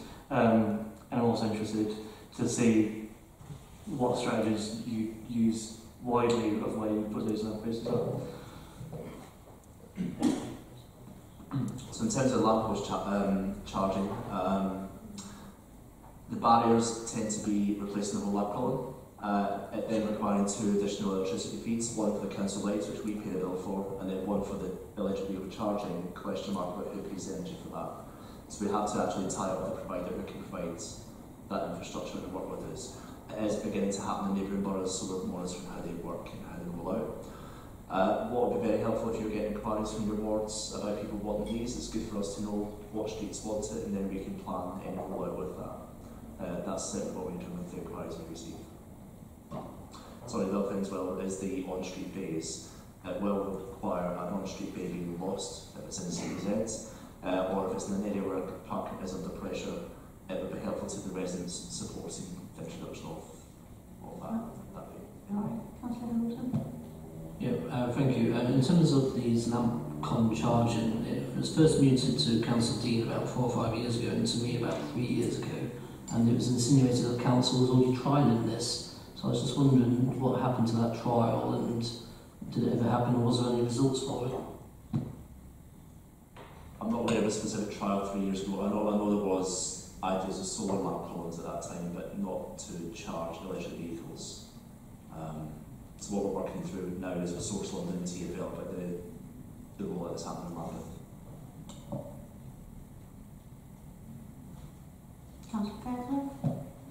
Thank you, Chair. I'd like to ask about the siting of the Source London charges that we currently have and how that's been decided. 3 to 4 hours for a full charge seems sort of quite an awkward time. It's not long enough probably for most shoppers, but it's more maybe geared towards residential sort of overnight charging. And I just wondered how you decided where to put those.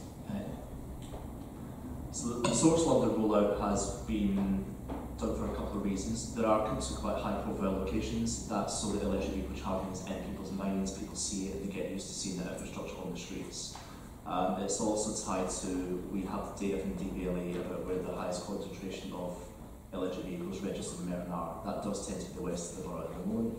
So the first wave of rollout went there because that's where the demand is. So you've seen that around Wimbledon Race Park. The next wave of rollouts of the Source London begins to fill the gaps between the east and west of the borough. But initially, to create the market, they went to where the electric vehicles were registered to. Councillor Morden. Thank you. Last week I received an email from a group doing e-bike shares. Now, I've not really responded or looked into it yet, but this seems to be a common thing to help with modal shift. Is people find cycling can be challenging and difficult, but if you stick a small electric battery on, they can assist going up hills or longer journeys. So what is the view of council of adopting a bike share scheme that involves e-bikes? Yeah, so probably as part of our report is going to come next, Scrutiny. As part of the local implementation plan, we are looking to partner up with Dockless Bike Hire to promote bike hire in the borough.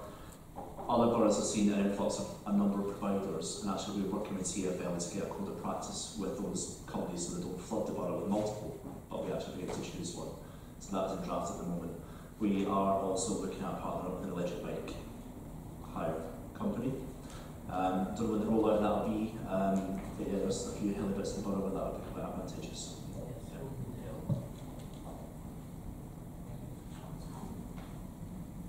And I'd just like to ask, when you have these charging points, is there a limit as to how long they can be there to charge their cars, or can they stay there overnight having their cars charged? Will that impact on other users wanting to use it, and how does the charging mechanism work? It's a question I'll probably take back to Blue Point in Source London. Generally, a lot of residents will park overnight and the charge of 4 hours will work. During the day might be quicker. I understand the charge is on the smart card, so if it looks like there's been a car there for days, Source London would notice that and see it in the bottom. That's certainly what happens with the Blue Point, so in Blue City, the rental cars that come and do move them around. If a private resident was there charging for ages, I'd have to check with Source London about what they do in that situation. Yes, thank you. I have a follow-up question to that. One of the things we've noticed in Morden is businesses in particular have learned a trick with electric vehicles. They manage to acquire one and then park in electric vehicle bays all day and not charging, just leaving it there, and it becomes almost a private bay for them. So it was spoken about in this committee before about this flaw in the system. So I would like to suggest that the policy be reviewed such that in key business locations or in town, in fact, across the whole piece, a limit of 2 hours during the day, which I'm plugged in, because that's what it's supposed to be about. It's supposed to be about them charging up, and then they can move their car to another normal bay, and then this helps facilitate more electric vehicles to charge. So my recommendation is to this panel to recommend to Cabinet to review this policy. I hope that's something you'd be minded to consider. Yeah, let's certainly look into that and see if we can enforce if a vehicle isn't actually charging at a charge point.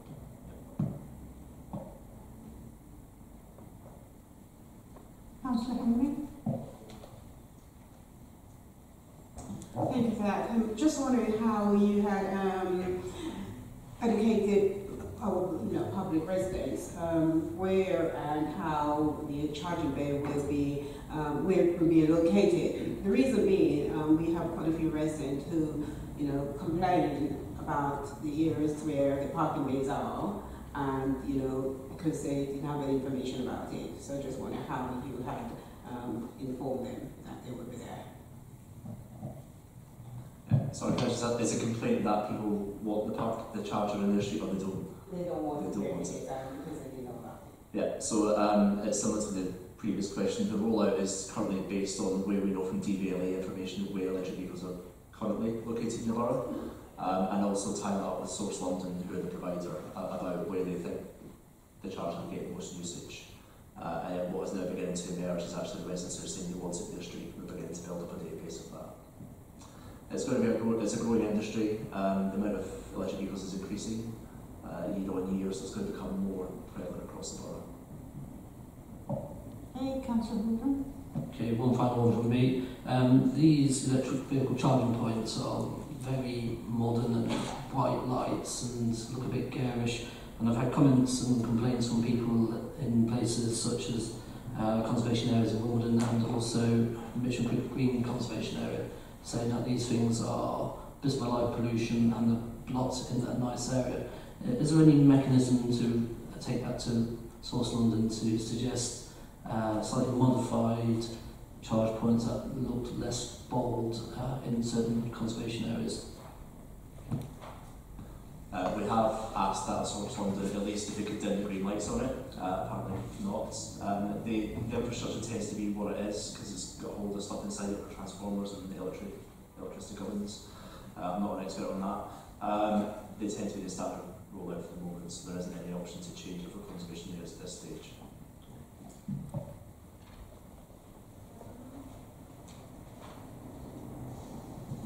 I think we'll move on now to the next.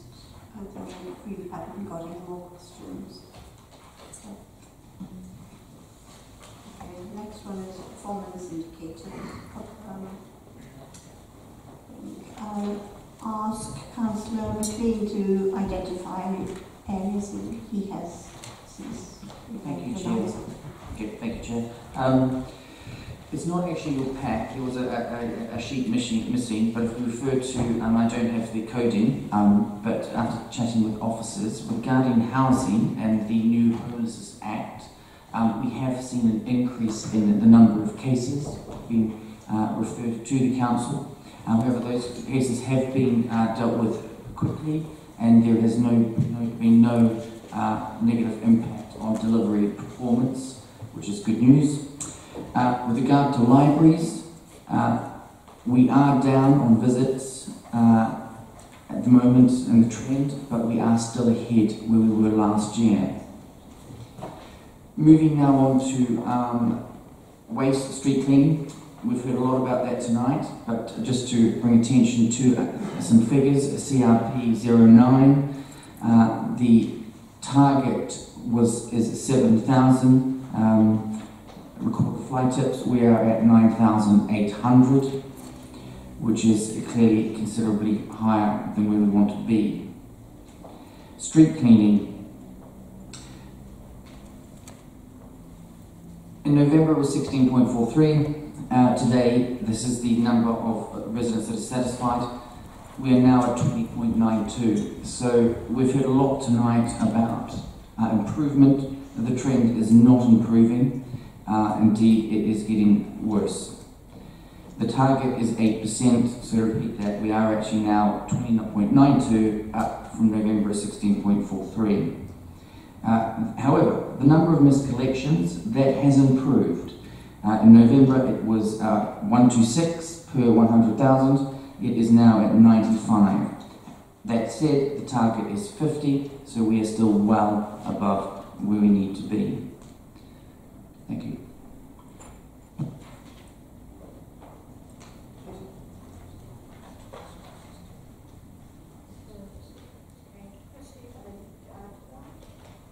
No, I think Chair, we've covered the waste ones earlier in some detail. I'll just point out one or two other areas of good performance for the panel's attention. On regulatory services, the food premises rated 2-star or below, which is significantly better than target. I think gives us a lot of encouragement about the quality of restaurants in the borough because of the work that's being undertaken. Secondly, we managed to get to a score of 5 for the parks quality management system. It's always been nudging 4.8, 4.9, and now it's tripped over to 5 in January. So that gives us some real comfort about the quality of ID Verdi's performance in terms of parks maintenance. And then just lastly, the suite of planning indicators. I suppose it's consolidating now at a really high level in terms of turnaround of planning applications for all 3 categories. And we're also now starting to really eat into the backlog of enforcement cases, 384 cleared in January, so some movement there. And lastly, the good performance in property, where both vacancy rates and outstanding outstanding debt is much better than target. So, notwithstanding some of the areas that are flashing red, just point those out, Chair.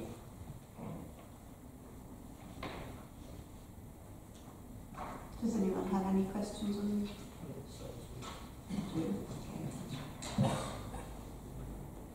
Thank you. First one is CRP at 044, Parking Services Revenue. I noticed the value to date is 15.6 million, 1.6 million over target. So it's a two-part question. How have you managed to raise so much extra, and where does this put us in rankings in London? So, I don't know the answer to the last question because that information is only published on an annual basis. The reason that figure is above the target is because of motorists' continued failure to comply with the traffic regulations, particularly around moving traffic offences. So, despite the best efforts of Ben and his staff to encourage the right behaviour, people continue to stop in yellow boxes, turn left where they're not allowed to, and drive down bus lanes. And no, whilst there is some compliance, it's not coming down as quickly as we expected.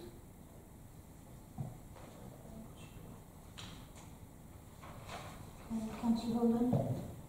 Thank you. I have a question on municipal solid waste, SP 067, page 59.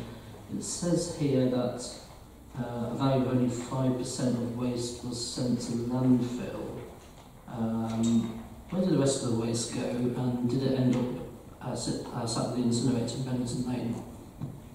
So I think Charlie will confirm that that's the case, and 5% is just the bottom ash that can't be re-incinerated or put through for energy production, and that goes to landfill. So we're now in the commissioning phase and very shortly into the full operational phase of the energy from waste plant. I think that's right.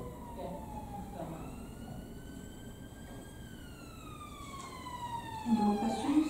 Can we move on? Okay.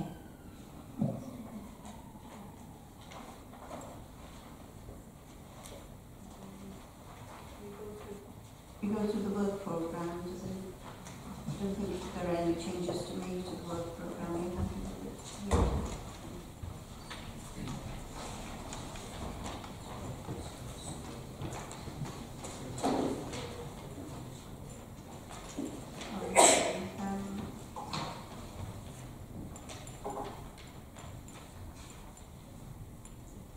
Chris, do you have anything to add to the work programme, or would you think that we need to add anything to it?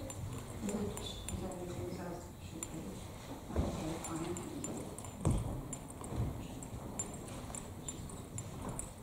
Oh yes, I just thought I'd remind all councillors and everybody who wants to attend the opening of the Leisure Centre on the 30th of March at, what is it, is it 4 o'clock? Really? Yeah, so if you could be there, it would be lovely to see you there.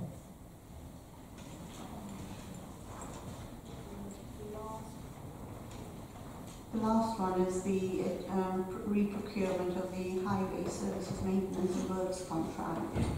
And I propose we just talk to the white paper rather than go through the green paper. Are people happy with that? Yeah. Sorry, I've got a question on the green paper. You've got a question on the green paper. Okay. Anybody got? Maybe first I should ask Paul McGarry to talk to the white paper. Thank you, Chair. So I'll just introduce the white paper, then see the questions after. Yeah. So this paper follows on from the report to this panel on the 4th of September, which set out the procurement process and the indicative scope of the new highway services contract. We have now started the procurement process, and the indicative contract start date would be the June 2019, and the indicative commencement of works on the 1st of September. Going out to field procurement gives the Council the opportunity to tailor the scope of works and spec to the current needs of the service. The revised scope also accounts for integration of the Council's new digital asset management system, and will drive further efficiencies with our site inspectors now on site with iPads able to raise jobs on the streets. So it's integration, back office integration with them. At the last panel, we provided a high-level scope of the service. That was presented on the 4th of September. In the intervening period, we have now developed a full service spec. Thank you to anyone who's read through all that. We are now about to launch into the ITT process. We have put the questionnaire out to bidders. We're expecting that back at the end of this week. We hope to launch the ITT 11th of March, conclude the procurement evaluations by the 3rd of May. So to update the panel, that's where we're at with the procurement process. And we can take questions on the spec of the scope. Councillor Holden. Yeah, thank you. Question on the white paper. You've set quite an optimistic timetable. How realistic is this to be implemented in time? Because that's often a key consideration for us.